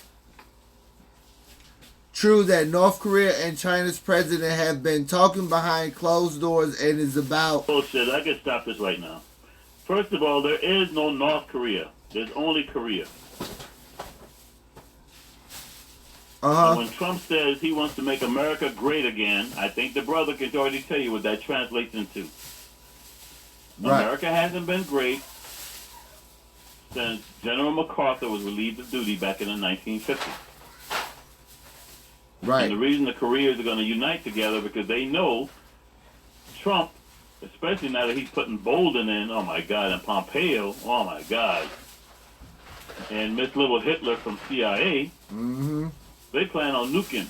By the way, you guys do realize that Bolden has already said many times we should just go ahead and do a preemptive nuclear strike on Korea, right?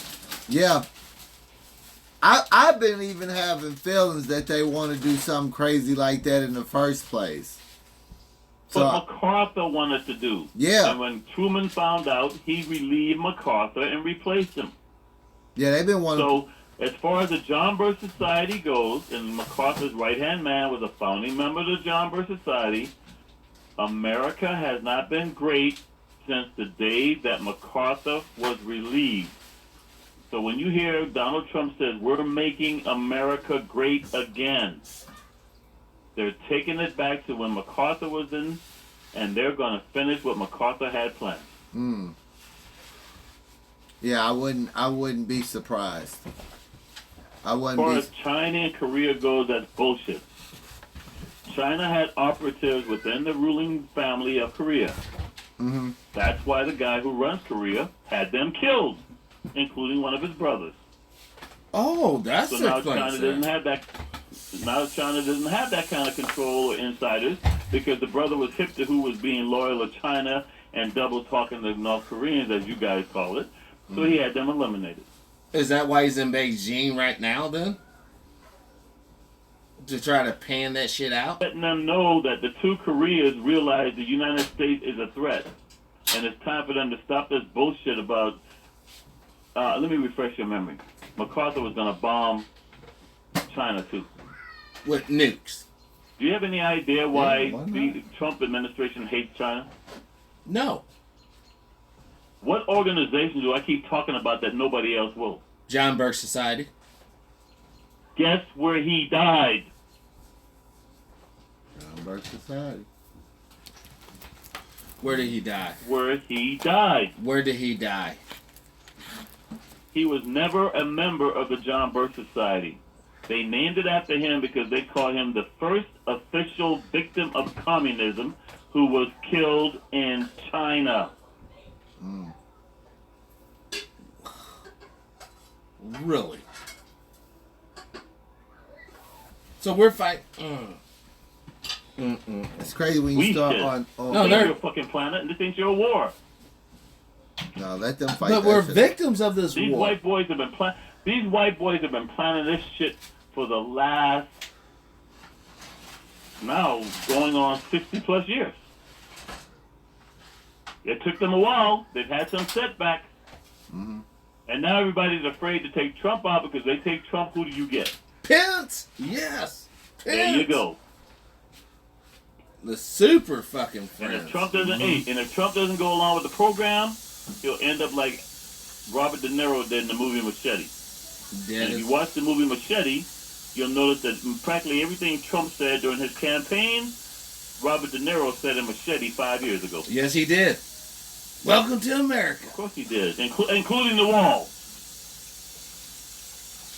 And if you notice in that movie, why did they build a wall? Well, why did they want to build a wall in that movie Machete? Well, I'm assuming So to the keep. drug dealers that are paying off the U.S. politicians, their drugs can come through while everybody else gets stopped. Yeah. Wow. What? That's. Like Mark! Why? Why? This Re- is harsh. Remember when I said that the wall was never built to keep them out? Keep us in. Keep us The in. No Well, shit, because when the Civil War starts, You how ain't the fuck running. you gonna flee to Mexico when the Civil War starts? You ain't. And you ain't fleeing up to the north unless you're prepared for the cold. Well, the Canadians ain't letting you in Even either. come back into this country right now without a goddamn passport. Yep. That's. You know, what happened to America that never was? Where everyone was free. Where everything was cool and kosher. Have you ever seen the movie Not Your Negro? I was going to look it up. I haven't seen it yet. I take it that's a yes or a no. No. If you ever go to court, just remember this. They ask you a question, just answer yes or no.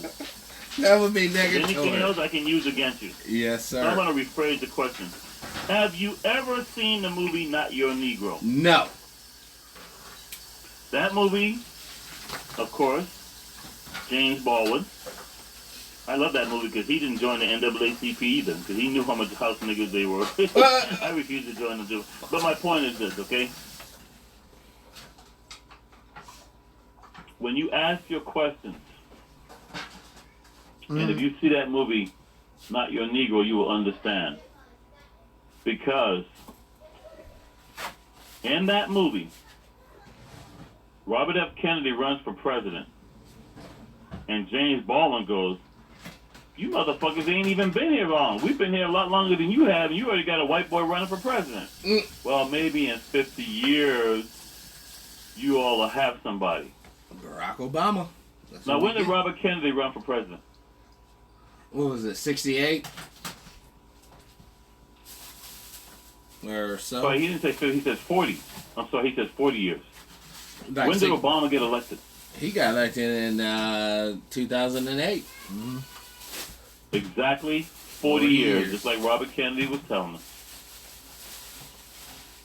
So what I'm trying to tell you is all the stuff you see going on, very little happens in U.S. politics. It's called political science. Yes, for a reason. Part of the Great Society was to let the niggers have their little time, and now we're taking it back. That was called the Great Experiment. Yes. It's over, guys.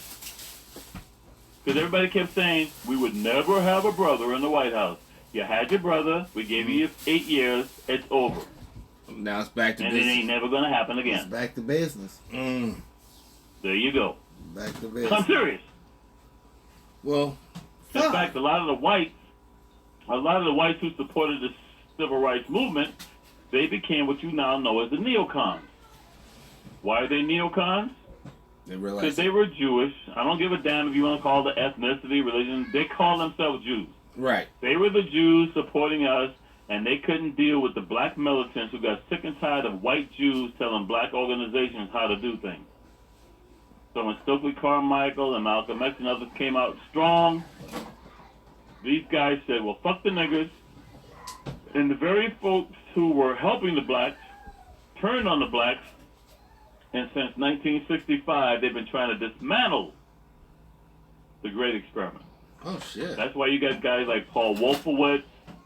Oh, let me just tell you about Pompeo and... oh, my God. Pompeo and... let's see if I'm sober enough now to remember his name. Bolden. Bolden is Dick Cheney in drag. Good grief. I'm serious as a heart attack. Dick Cheney's too old now. Bolden is one of his acolytes. Damn. So the mission continues. So when you go back and look at the days of it was Paul Wolfowitz, Donald Rumsfeld, Dick Cheney, and Dick Cheney wouldn't be able to survive 90 because he's already had like 20 heart attacks. Yes, he has. The guy just won't fucking die, right? They sell their souls to the devil. No, they didn't sell their souls to the devil. So I'm just telling you, that's who Bolden is. Bolden is Dick Cheney on steroids. I mean... And that's why... Oh, listen to me. And that's why if Bolden, Pompeo, and Broomhilda get appointed, you will never hear me do another radio show. And also that chick Hassel that become the CIA. Him and that. Said Broomhilda. Season. That's who Broomhilda is. Man, that's. You ready for the next question? Hand me a beer, man. You want a beer? No. You want a beer? Yeah, I want a bear, motherfuckers. This one's from Finger Laser Z. What forms of technology does you foresee in the future? Another vague and ambiguous. First of all, anything you're seeing was already created 20, 30, 40, 50 years ago. Yep. As far as technology? Yeah. I'll give you a good example. How long has the fax machine been around? Oh, about, I don't know, 40 or so years. 60s, 50s. Wrong. They're longer than that. Now, by the way, I ask this question to cops all the time, and they give me the same answer. So after they tell me 40, 50 years ago, how long has local police departments been sending the fingerprints to the FBI? Oh, shit. Since the 20s or so. There you go. They just didn't call it a fax. Once the technology is obsolete, they allow the public to have it. Yep. Yep. So you're saying the cameras that we have in our studio tonight were probably here like 30 years ago. Mm-hmm. Yep. If not longer. The old Mission Impossible TV shows. Oh, they God, used to show you the real microscopic cameras they used to use and shit. Yes, they did. Yep. Anything you got is now can be sold to the public because it's no longer classified. So that means they got some wicked shit now. Oh, this is so I'll give you a better one. badass. When's the first time you ever heard of fiber optics? Oh, shit. Like back in the 90s. Easily. Okay, hang on a second. This is so important. I don't want to screw this up, so I'm going to grab a book real quick. Okay. Please be patient. Yeah. Totally patient with us. Yeah. At least Fuck we Trump. don't say that too loud. NSA's listening. I want to get home tonight, you know. That said, I have no plans on doing any harm to myself. Dimebag Darley, you know, fucking committed suicide driving down the road and shit. No, I ain't gonna get that much publicity. These motherfuckers. Gonna scrape his ass up and send him on to where he need to be and be done. Shit. What was it, about 7:30? It's No, it's 7:40. 12 minutes to 8. Damn. We over here talking about the time Mark's getting bucks. Yeah. You know, I should have got a beer. But You want a beer? nah. I mean, might as well have one. Shit, everybody else is drinking. Yeah. What'd you This guy- say?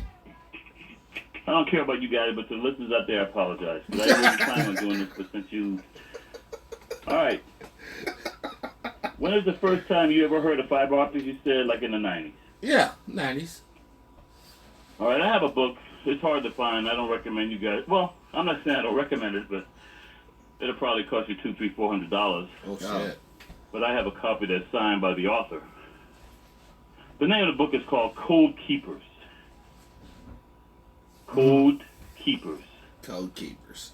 The author's name is David Carr. Last name spelled King Adam Henry, K-A-H. Now, David started writing this book in the early 60s, finished it like in 64. Mm-hmm. And he was already talking about fiber optics. 64. That makes sense. You see what the... It don't make sense. This is bullshit. What- pay for all this fucking technology, and we can't fucking get the shit until after they fucking jizz over it and fucking hard ways and now y'all can have it. I don't want second fiddle. I want first fucking dibs. Well, you gotta move out of the peasants. Anything that class comes first. out is classified because we use it for military intelligence. Mm-hmm. We get their It's scraps. an oxymoron, but Yeah. Like national defense. What's more vital to our national defense than knowing what the fuck we doing? You know, having our borders secure and shit. No, fuck all of that. You know, we'll just do before we whatever. take another question, Yeah. right. before the brother has an enema, dude, take a coffee enema and chill. All right, Listen. this So question. I'm gonna tell you. Let me explain to you Okay. what's going on. Where do I always tell you I'm from? Charlotte, North Carolina. South But you're not here because I slapped the South- taste out of your South fucking mouth. I Carolina. am from Charleston, South Charleston, Carolina. South Oh, yeah. Carolina. I'm thinking of Charlotte. Charlotte is in North Carolina. Yes. I know You need to guys stop don't think it's a saying big that. deal, but guess what? Have you ever had that woman tell you it's the wrong hole? Oh. It's a big deal, okay? I never had So- that. I had that problem. No, I like it when she goes, but it's okay. Yep, that's the only response I ever get. I just had possible that I. Anyway, as I was saying, I'm from Charleston, South Carolina. Now, what war was going on during the 1960s? Oh, it's a integrate school thing. You know, the civil rights. Again, what war Vietnam. was going Oh, on during yeah. the 1960s? It's Vietnam. Vietnam. And when did the first United States citizen die in Vietnam? I thought in 57. He was a The whatchamacallit. very first U.S. citizen died in 62. Vietnam in 1944. Mm. Shit. Look, stop. Just remember something. I don't expect you to know this because most folks will never know this. Right. His name was Colonel Dewey, U.S. Army, D-E-W-E-Y, OSS boy. Who were most of my mentors? OSS. Ex-Nazis. And former World War II Nazis and Office of Naval Intelligence. Oni. Dewey got killed because he was speaking French. You know who taught me French? Who?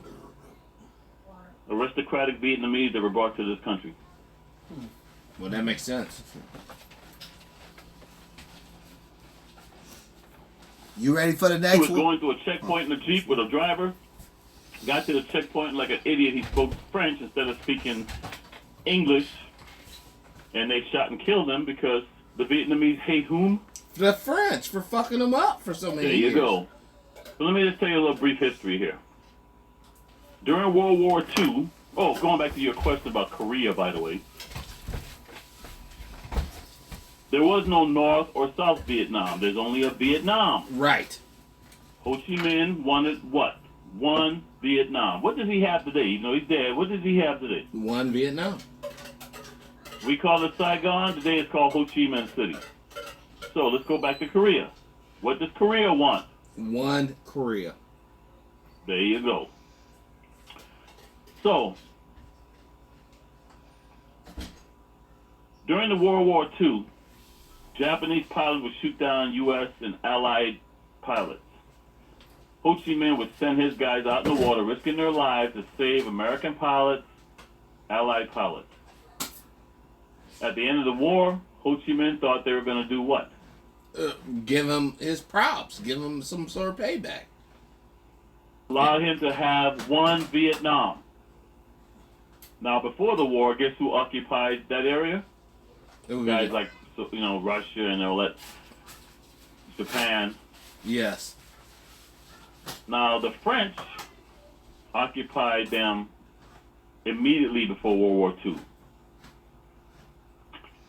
The French got their ass kicked during World War II. Right. You know, we had the Vichy, Nazis, and all that stuff. Yes.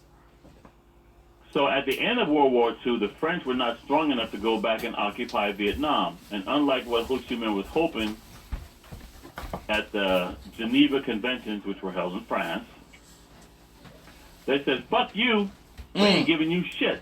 The United States went to war against what three major countries during World War II? Not Russia, but Germany, Italy, and Japan. Mm-hmm. The French were not capable of occupying Vietnam at the end of World War II. The United States provided weapons to Japan, and Japanese soldiers occupied Vietnam until the French were strong enough to come back and take over Vietnam.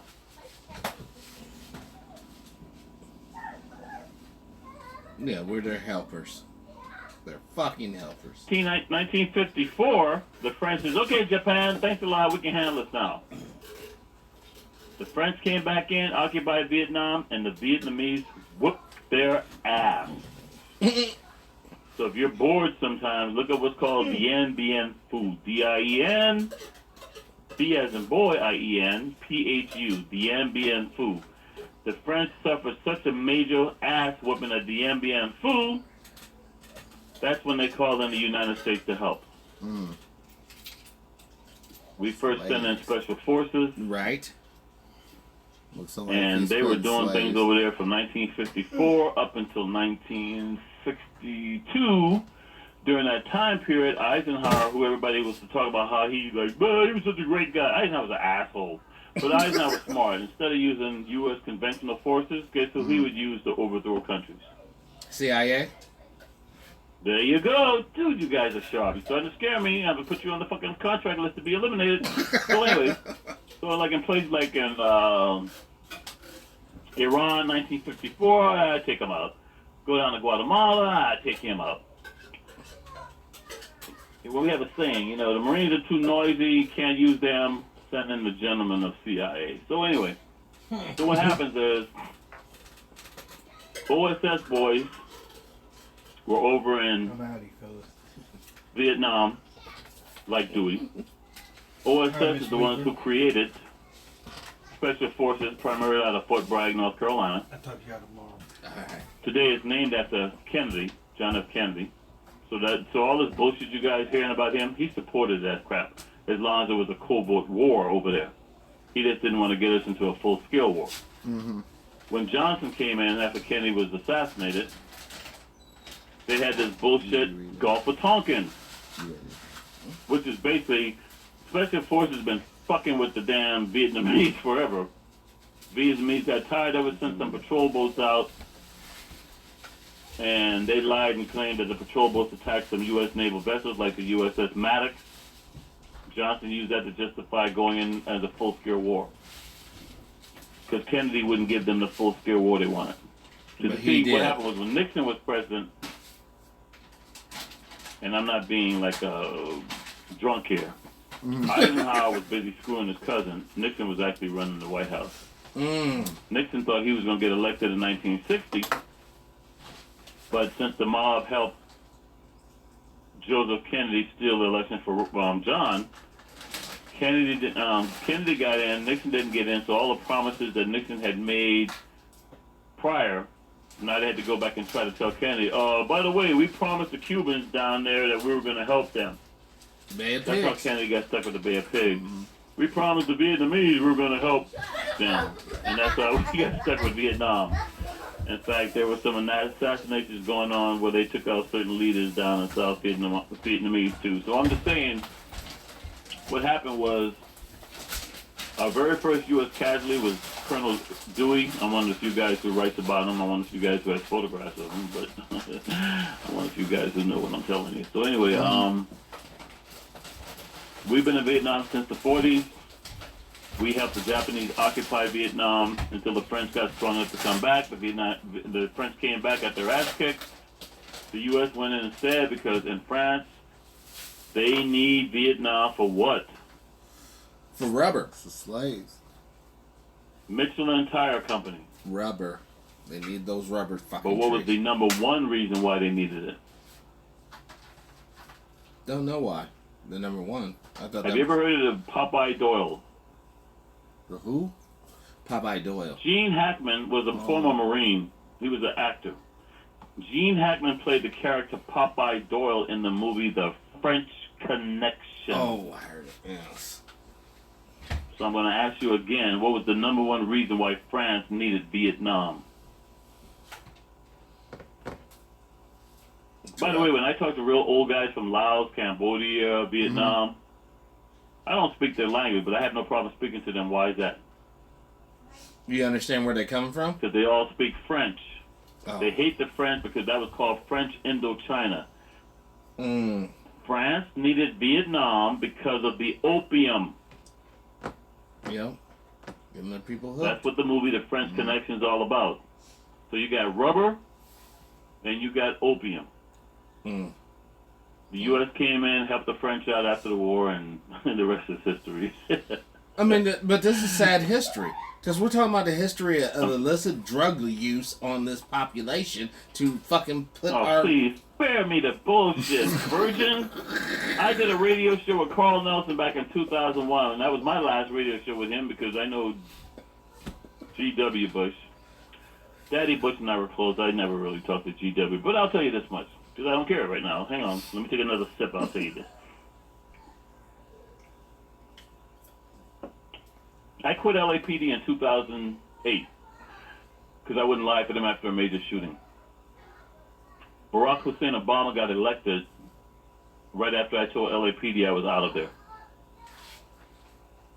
I was never a cop under Barack Obama, and I didn't want anything from Barack Obama, so I sent a letter to G.W. Bush saying, hey,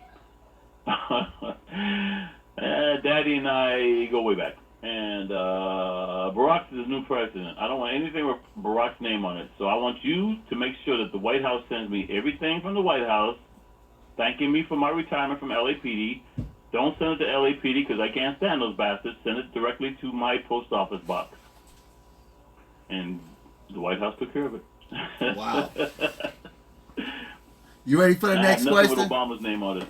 I have everything with G.W. Bush's name on it because when he found out that Daddy and I were, yeah. So I'm just telling you, once again, what you had going on in Vietnam was heroin and rubber. In fact, in Vietnam they had free fire zones, restricted fire zones, and no fire zones. You had white folks from France playing tennis on their tennis courts and watching the war down below, knowing that nobody was going to shoot into their little rubber plantation. That's fucked up. No, that's dude. Wake up! That's reality. It's their world, dog. Yeah, we just moving around. Yeah, we are. Like Why do you little think I get amigos. along so much better with my French servers than I do with U.S. servers? Because you guys don't have a clue. No, because I'm we've sorry. been purposefully dumbed down. We've been purposefully. Oh, Champs-Élysées, au soleil, sous la pluie. I'm sorry. Anyway,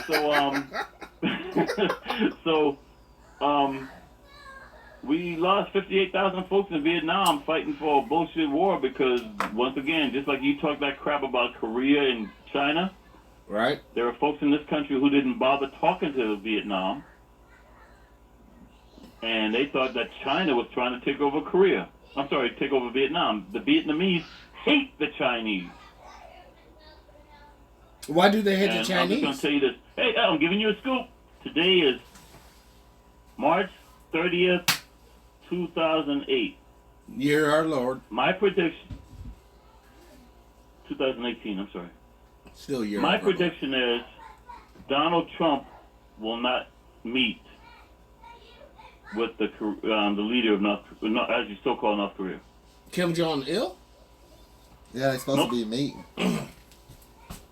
Because if he meets, then we may not have a war. Oh, God. I'm just telling you. So what's going to probably happen in the near future, somebody's going to set something up to make it look like a reason why Trump cannot meet with him. But don't we kind of, as, a family of human beings don't want this war to necessarily pop off? What part of it did you not understand? They are taking us back to when MacArthur got relieved of duty, right before MacArthur was going to drop a nuke on China and Korea. Was that? Well, And they now that want he to- put Bolton in place and Pompeo, It's you back enjoy on this again. show today, because I'm telling you, once those three folks, along with Broomhilda, I will not be doing any more radio shows, no matter how drunk you guys get me. So, you ready for the next question? Hit him. Well, before I go, I just remind you, I just told you if I was a betting man, that meeting with Donald Trump and the leader of North Korea. North Korea, as they call it, will not go off. But I have a question for you before we have another question. Mm-hmm. Who do you think I want? I think you really want this war to pop off because we can't get along, so let's get it Who on. do you think I want? Oh, to shut you up? What woman do you think I want? Oh, what's her face? Fuck. Don't be talking about Tandy Newton, Was it- Rosario Dawson. I'm not talking about that. Okay. We always mention those. Yeah. Them. Who do you What want? country have we just been talking about? Korea or Vietnam? What's talking about? Korea. Korea. So I'm going to Yeah. ask you again, what woman do I want? I don't know any chicks from Korea. No, I She don't went to know. the Olympics. Was it this year? Had to be this year. The leader of so-called North Korea, Oh, his sister? his sister is hot. Oh, he What's her wants Kim name? Jong-il's sister. I don't know her name. Chung Chung. Shit, I didn't even know he had a sister until he sent her down there to do some business. Guess they You just keep him guys in the didn't know. closet. Let me just tell you, you need to do some research, because while people are talking crap, that woman is ruthless. Oh, I'm And pretty she sure knows she where the is. bones are. Hey, and she knows where the bones are buried. And guess what? You ain't gonna get in her pants and get no secrets. Next question. This one's from Kuta Kinte. What is Toby. His name's Toby. what is going on with the weapons being stolen from the vault in Compton? Smart ass. Huh? Smart ass. Smart. All right, I gotta be careful. I gotta be careful with this one.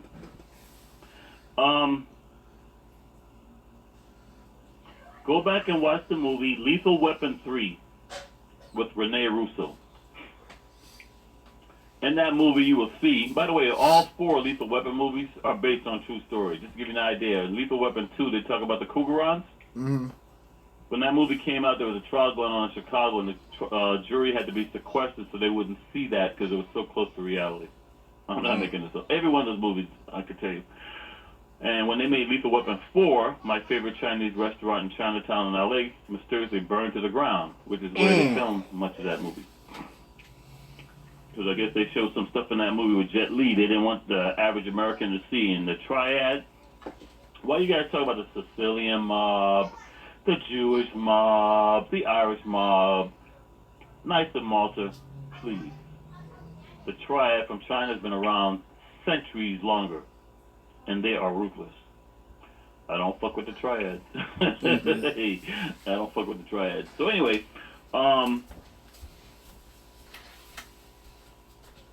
in Compton, half the police department was taken over by the sheriffs. Eventually, the entire police department was taken over by the sheriffs. You had guys who used to work for Compton Police Department whose guns were, after they left the police department, were put into a vault in the old city hall. And now it turns out all those guns just happen to be missing. Oh, shit. Oh, shit. By the way, if you don't know this, last week, 2 cops from Gardena, I know Patrick knows where that is, because he used to be a whore here in California, but he knows where Gardena is.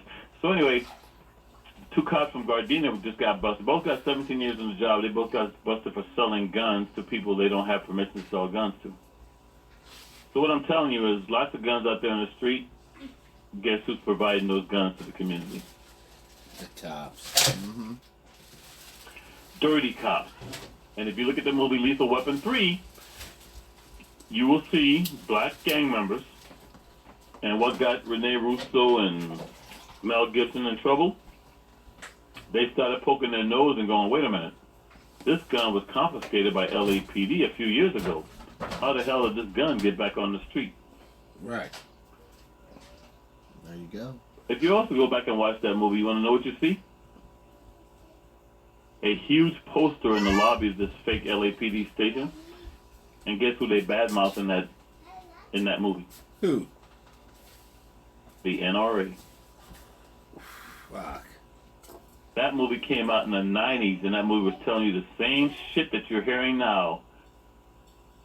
As long as the NRA is around, innocent children in school are going to get killed. So you go back and watch Lethal Weapon 3. 1, it talks about police inventories being robbed by cops on the inside and providing guns on the street. But 2, in the lobby of a police station, it shows you how Lethal Weapon 3 was already warning you how dirty the NRA was. So for you folks who don't believe me, just Google Lethal Weapon number 3 versus NRA and see what you come up with. And that was 20 years ago. I mean, it's just... Nothing changes. It's so crazy just how... you're talking 20, 30... Yeah, Rene Russo was one of those women who I never found attractive, but I just wanted to help shave her legs one night. Oh, my God. I don't know what's... You know what sucks? I'm going to tell you guys something, believe it or not. You know who's listening to this show right now? Who? A whole lot of folks. You have no idea. Because I have people from Hollywood and everybody else going, damn, when are you going to do another show on the other morning show? And guess when I told them? When? A half hour before the show started. So they would have no warning. So they're going to be pissed because they're going to do like they always do. They're going to have to go back and watch your video of you guys getting blazed and stuff while I'm sitting here all by myself. I touch myself. I want you to love me. I don't want anybody else. When I think about you, I touch myself. So while I'm over here by myself and you guys are on film, those folks are going to have to go back now and research your videos and stuff because the brother didn't do nothing to promote this show today. Because had he sent me a photograph or a poster or announcing that be on the show, I would have told everybody, but you know, that's how it is. So this is what you get. Now, this is what you get for replacing me with some confused white girl who thinks she was transracial, and that bitch didn't even show up for the goddamn show. Did you tell him that we already had that stuff scheduled? I told him, man. Bullshit. You had me scheduled. No. I sent him a message. I go, hey, brother, am I still coming on? Sorry, brother. No, the white girl comes first, man. We got to let you go. Yeah, can you come on out? No. All jokes aside, like you were scheduled for the 30th. Oh, shit. You were scheduled for the 30th. Notice how he's just laughing, but he ain't saying nothing? I can't. In all fairness, man, alcohol's one hell of a drug. You know, when you're scheduling shit and Why you You call ready, me? listeners? Here's the one for you, listeners. They canceled me for some confused white girl who says she's a transracial. Oh, and we gonna she did not even show up. Ego. he's just for the whole world to see our shame, dude. Oh, Look, you know, there was a mishap, It's but no. all good because my surfer, mate. It's all good because my surfer lost today, and I'm in a bad mood every time she loses because she is the most incredible surfer on the planet. And if she ever realized how good she really was, she'd be unstoppable. But since I can't travel with her because I'm afraid of not being able to get back in this country, right. I have to try to coach her and mentor her from afar. Well, She maybe has no idea how incredible she is, and every time she loses, I end up on your goddamn show. maybe we should schedule this stuff around no competitions, no misguided people, or you know, so we all know before We before start. we cut the everything Nah, goes brother, dark. Hey, dog, No. it's too late now. Dude. We got surf contests every week. You know what I'm saying? No. No, I'm just Listen to teasing me you, on a serious man. note. Listen to me on a serious note, and for you listeners out there, listen to me on a serious note. I've always dreaded what was going to happen with Trump in the White House. Back in 2016, before the elections, because I didn't know who was going to win, because I kept saying, I always tell folks who's going to win, this election is so messed up, there's something wrong. So I made no prediction. But what I did say, regardless of whether Clinton was in the White House or Trump in the White House, we're going to have problems. Because while you folks sit here and look at things locally, I mentor and coach female servants from around the world. Yesterday, over in Spain, Catalonia, they made an official announcement.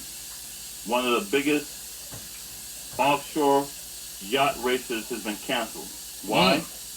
They can't ensure the security, and because they can't ensure the security, private investors are not going to give up their money. Canceled. Why am I telling you this? For the first time ever, the Olympics is supposed to have the surfing in 2020. Yep. With Trump in the White House, if you all don't know this, the first day Trump got in the White House, you know what he did? What? He fired every ambassador from the U.S. Every We ambassador. still don't have countries. We still don't have countries represented by the U.S. Many countries. Because of all the stupid crap Trump tweets out, it's putting our international athletes at risk. And just like in Catalonia, that's having a civil war right now, just like the civil war I'm predicting in this country, because the fascists over there are doing the same thing in that country they're doing here, and they're trying to do. By the way, I predicted that Brexit wouldn't go through, but they tried. Yeah. They tried. So the same folks who were trying to do Brexit are now trying to give us our civil war here. And that's why they're going to go with this census question. But civil wars are going on in all countries around the world right now. It's not just confined to the U.S. Wow. And it was sad to see this offshore race in Catalonia is canceled. I would not be surprised if the 2020 Olympics are canceled for safety reasons. If we're not already in a World War III by then. And then we don't got to worry about the games anyways. No, I didn't think we really watched it anymore. Dude, we're headed for World War III. Trust me, we are headed. Because now, what did Russia just do yesterday? They kicked out some of our diplomats, right? I thought they did it. Now, since you mentioned China, what did China say they're going to do? Probably kick out more of our diplomats. Forget that. Tariff war. Oh, yeah. Oh, yeah. Oh, Yeah, yeah. that's gonna get real when you go to that Tariff local wars. Walmart. Tariff wars always lead to military war. Yes, sir.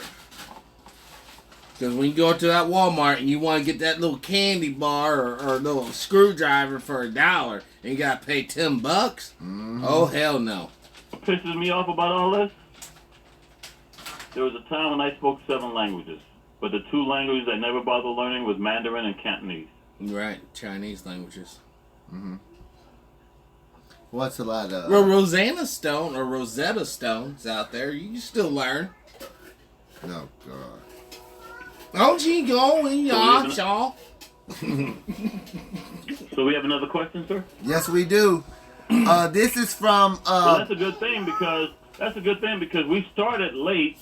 Yeah, we It did. was supposed to be 1600, but we didn't start till like 1627, and now we're going on 1820. But go ahead, sir. This one's from Bang Marley. Bang Marley. Bang Marley sent this in. Sounds like one of my Vietnamese girlfriends, but I'm sorry. What's with the synthetic drug wave? I'm sorry? His question is, or their question is, what's with the synthetic drug wave? Well, that's another ambiguous question, but I have to say this. I was a technical advisor for, like you mentioned earlier, several successful movies in Hollywood. Mm-hmm. One of the movies I would recommend that I was a technical advisor for was Deep Cover. That's with I remember that one. Jeff Goldblum and some guy you may have heard of.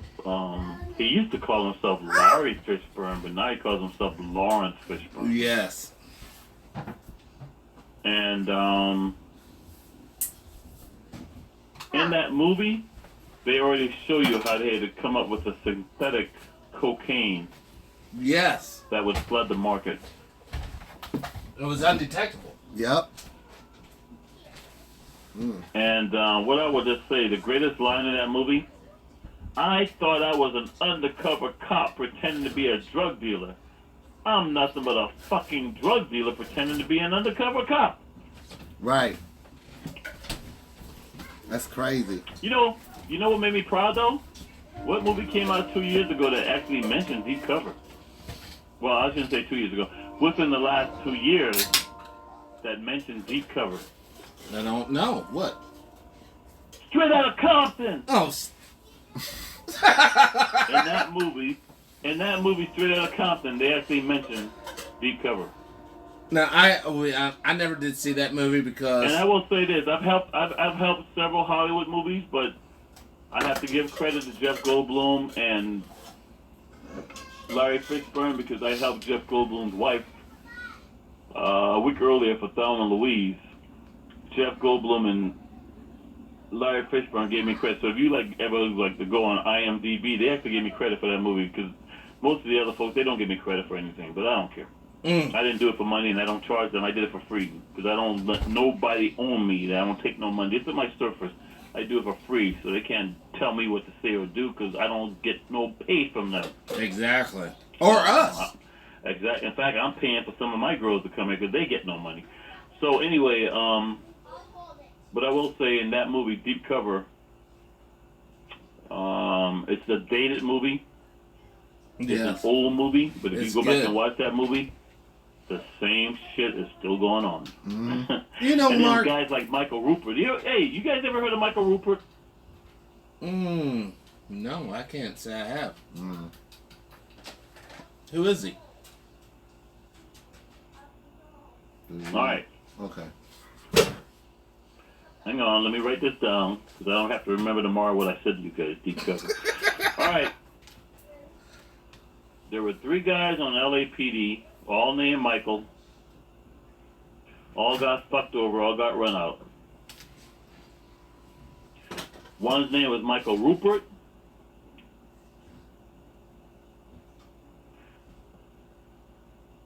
One was named Michael Rothmiller. And the other one was named Michael Parler. Michael Rupert was the one who went to a high school in Watts. Actually, it's not Watts, on the border of Watts. Locke High School.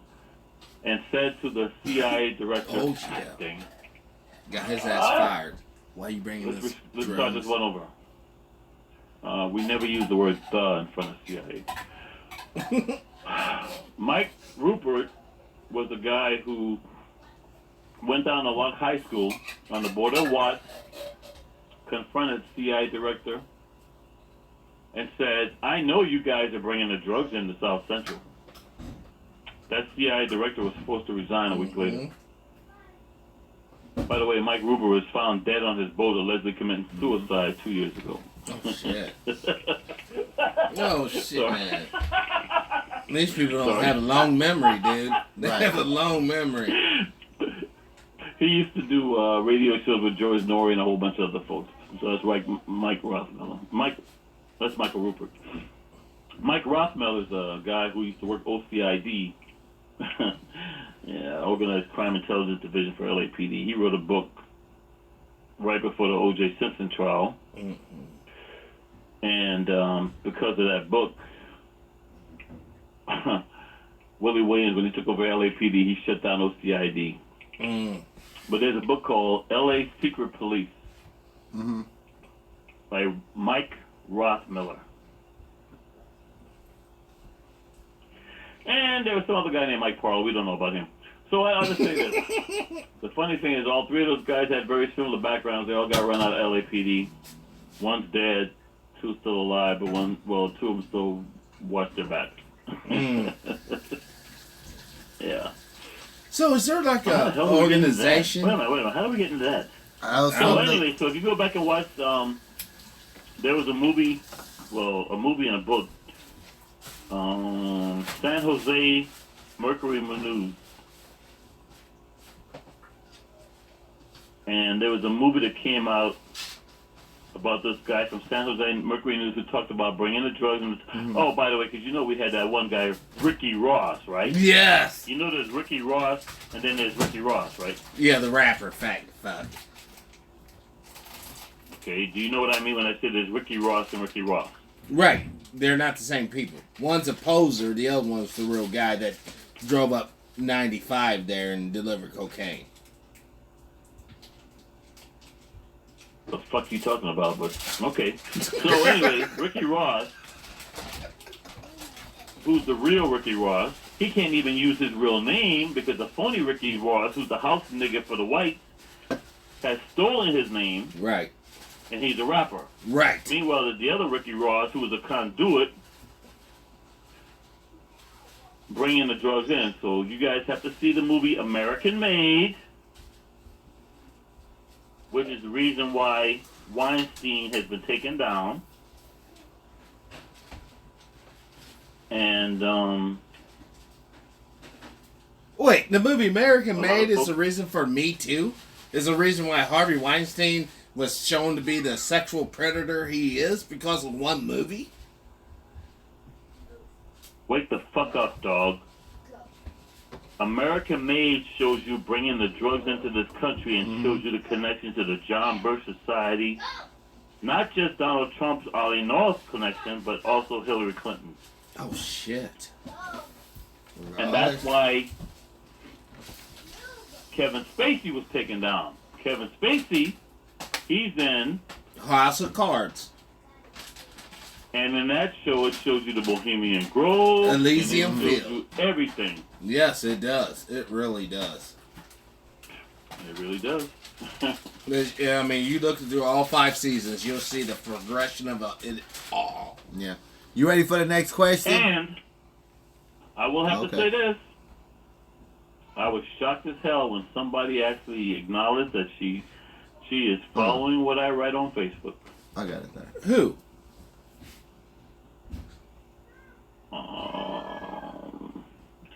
She plays Kevin Spacey's wife on House of Cards. No way.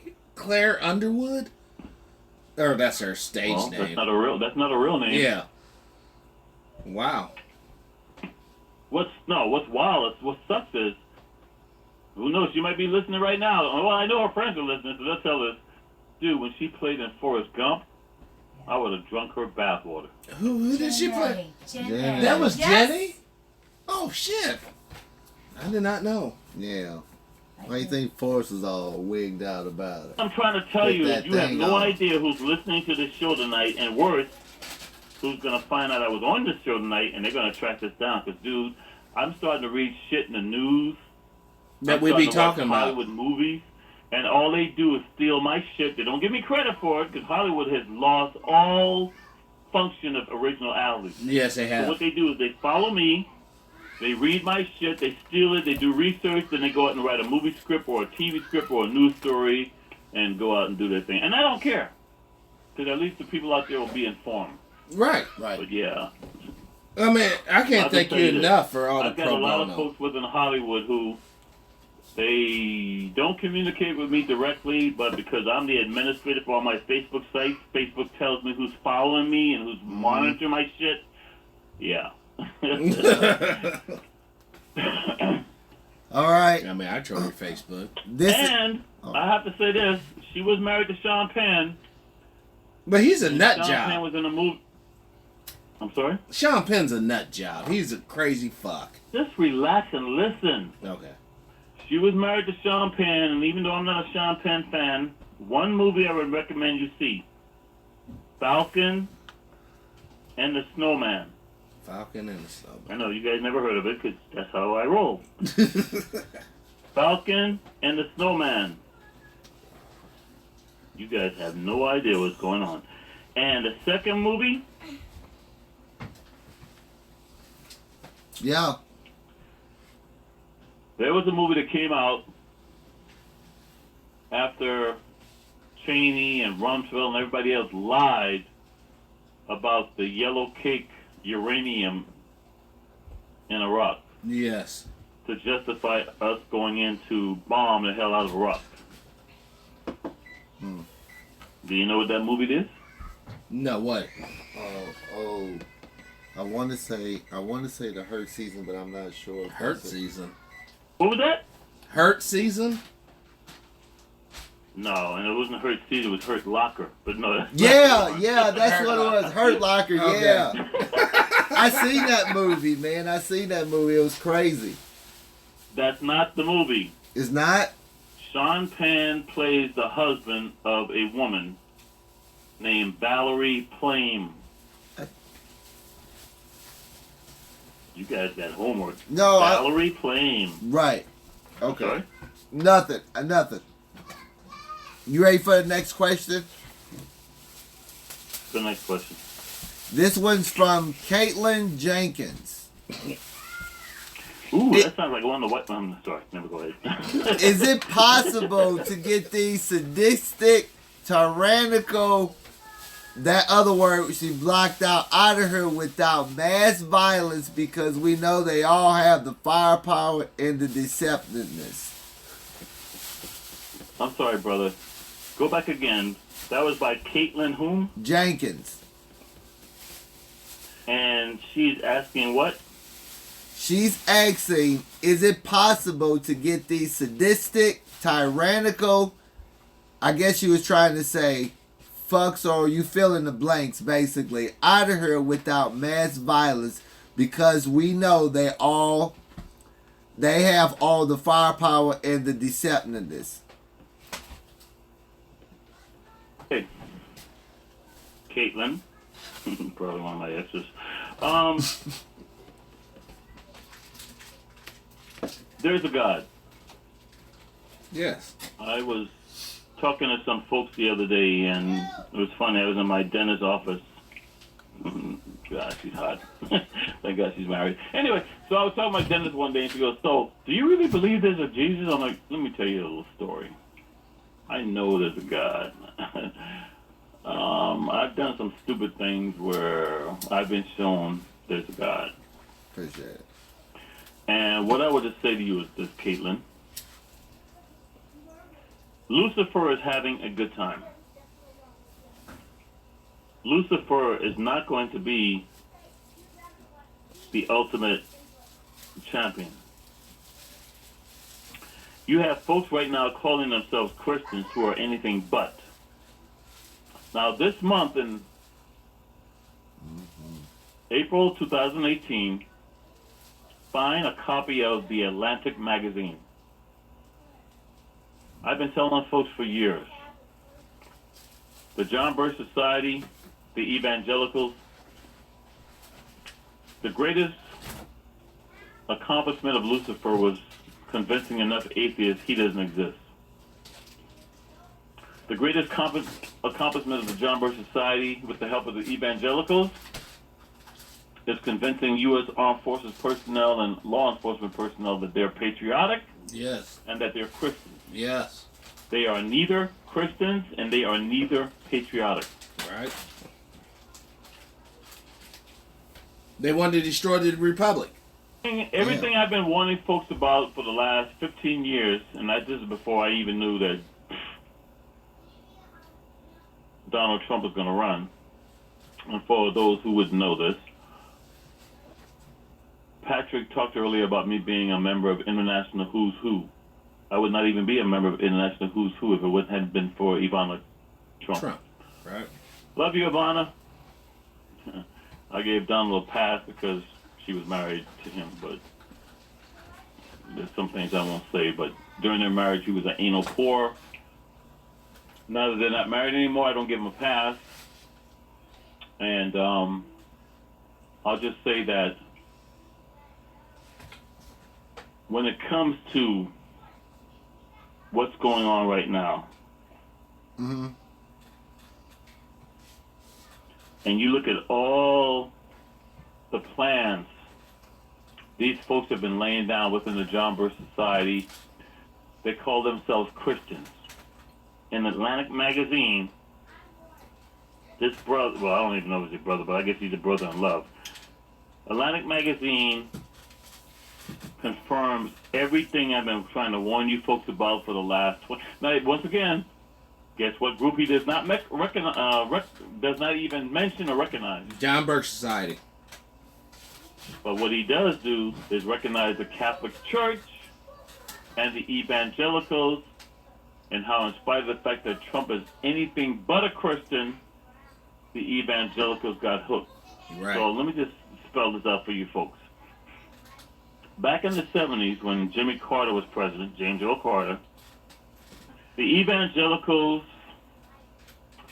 Catholics, far right-wing Catholics, the kind of folks who would support Barry Goldwater, they got together and formed a lobbyist group, several lobbyist groups. And then they got in bed with what I call the mafia, the kosher mafia. Jewish. They pretend that they love the Jews, but they don't. They want to kill the Jews. These are the same folks that were in bed with Hitler. But anyway, so you got the John Birch Society in bed with the evangelicals and the Pentecostals, by the way. And they started creating lobbyist groups to say, Israel is our greatest ally. So anybody who says anything negative about Israel, you're an anti-Semitic. Yes, sir. Never mind the fact that most people in Israel are not Semites except for the Palestinians because they were born there. Yes. Most of the so-called Israeli Jews are from Europe and the United States and elsewhere. But that's another day for another story. So what I'm just telling you is this. Find April 2008 Atlantic Magazine. It's a cover story. Everything I've been trying to tell folks for the last 20 years, what was going on, has now been confirmed in an article in the April cover story of Atlantic Magazine. And you folks will clearly see what's going on with the evangelicals, even though not mentioned by name, the John Birch Society and the Catholic Church, and how they're in bed with Donald Trump because they believe that God intended him to be president to carry out their agenda. Yep. Also, I gotta be careful how I say this. There will be some gnashing of the teeth. You're gonna see folks now, like from Fox News, who are gonna betray Fox News. CNS, another right-wing, folks who now realize that they've been betrayed, they're going to betray CNS. There's a major war going on right now within the intelligence community.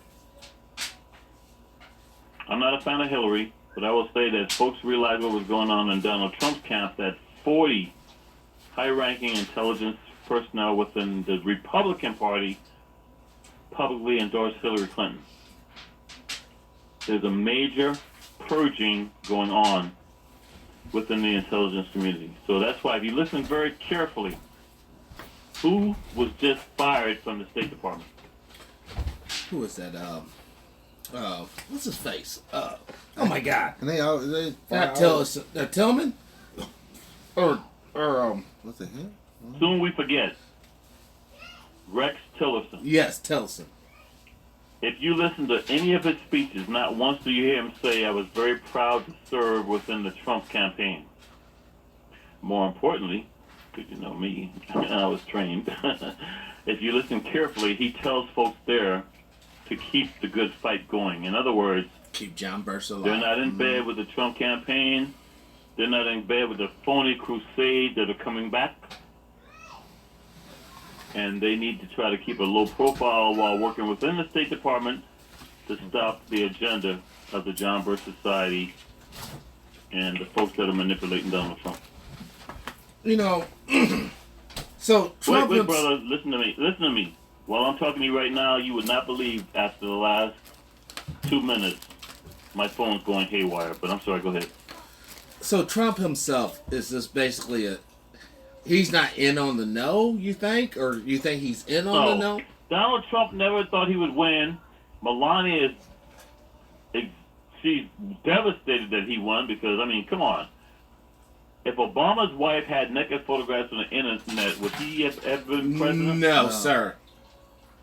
No. And Melania never thought that Donald Trump was going to be president. She did not want to be under the microscope. To see why folks are talking all this crap about Stormy Daniel and other folks. Yep. Let me tell you the one thing that nobody's talking about. What did Stormy Daniel say? Donald Trump and his wife sleep in separate bedrooms. Oh shit, yeah. No, I would not be surprised about that. Well, that shows you there's no love or compassion there. For me, dog. Let's tell you, because hang on, let me take another drink. Let me get drunk enough to tell you this.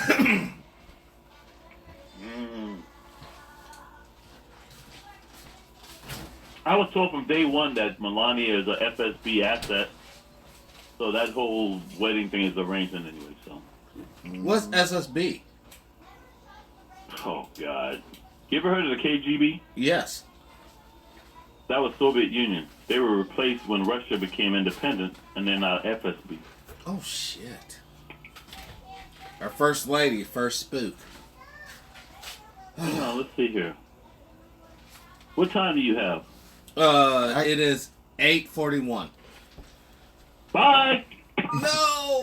Oh no! No! Why did I say 7:41?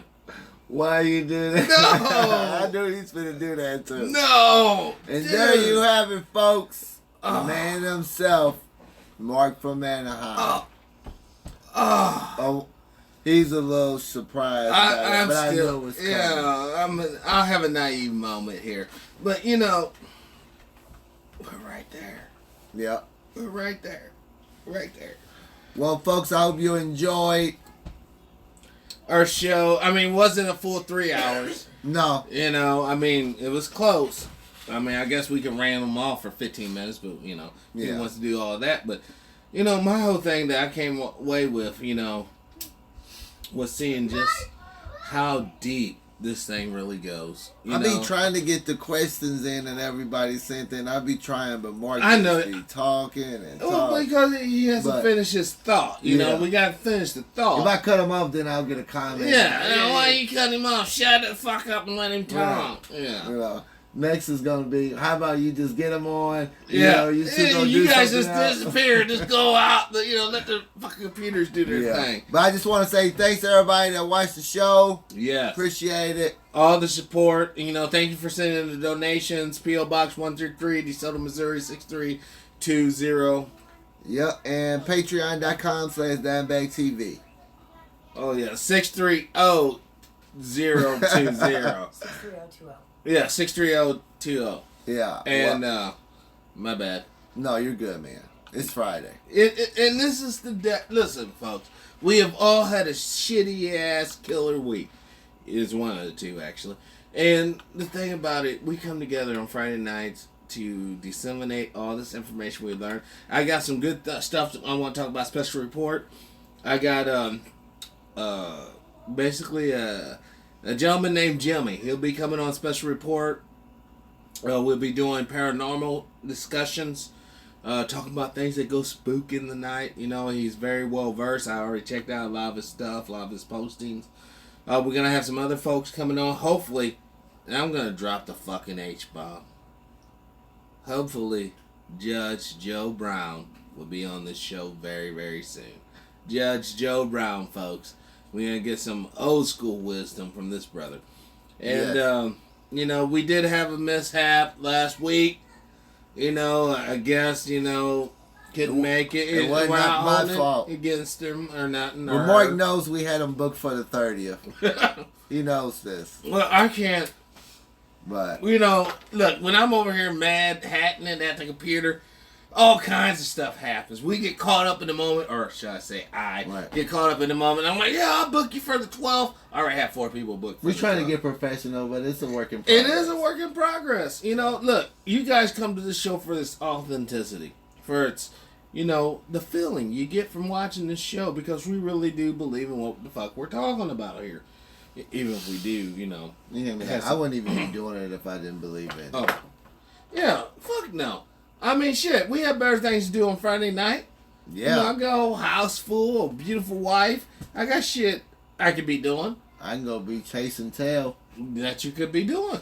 but But we choose to be here because, you know, honestly, after we're all worm meat, literally, after everybody you see or might have seen through the curtain here is dead.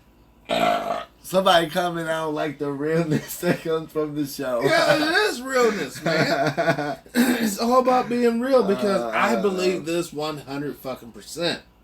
Where I'm It's talking fun. to Mark from Happy Anaheim, Friday. John Lear, The people in the chat. Jane Elliott, whoever. You know, Randy I want this world to be better. Butternuts. Twisted Monkey. Twisted Monkey. Yeah, somebody named Twisted Monkey. Appreciate everybody. That's a Joshua Bennett. There you go. Get some shouts out. Band Fitted Business. Hope I got that right. Judy. Good looking honky. Good looking honky. Yeah. Man Christian. Arius Queen. Hey. Frank White 32nd. Yes, Frank White, I know you, bro. You always be commenting. Thank you, bro. Cricket Guy and Steve Jenkins. Hey, thank you guys for watching. Sorry we couldn't get everybody's questions in, but we'll probably have Mark on. Oh, well, there ain't no problem. I Yeah. mean, hopefully before all the shit happens, he stops doing radio. Yeah. Because, you know, the Mark from Anaheim We don't want series this to be the last has one. been a valuable cornerstone of this whole operation. You know, and, you know, I want to give out a shout out to everybody, you know, Jimmy Blakely, you know, everybody who's came on this show. Thank you all. You know, Jacqueline Barrera, Bad Laura, brother, and this all you folks, just thank you for coming on the show and sharing with us. Because, you know what? If we don't do this, the people don't hear. Oh, If people don't hear, you know, that's what they need to hear. They need to hear this good stuff. shout out to the Good Fight 97 Yes. and Pamela Harris. Shout out to you too. Peace. You know, and thank you. Thank you all for watching, man. Ex-Bank Robber 1. Ex-bank robber. Oh, shit. What you into now, brother? I don't really have much else, nothing to say. No, you know, wanna- all I want to do is drink, enjoy life, and just have a fun time, man. This is an awesome Friday. Thank you all for joining us tonight. This is the Other Morning Show. I'm True Power's Mind. Dimebag Doily. On his phone, his very new smartphone, by the way. And peace, y'all. We out. See you next Friday. Hey, Mom, it's in my hand. Hey, Mom, what you doing in here?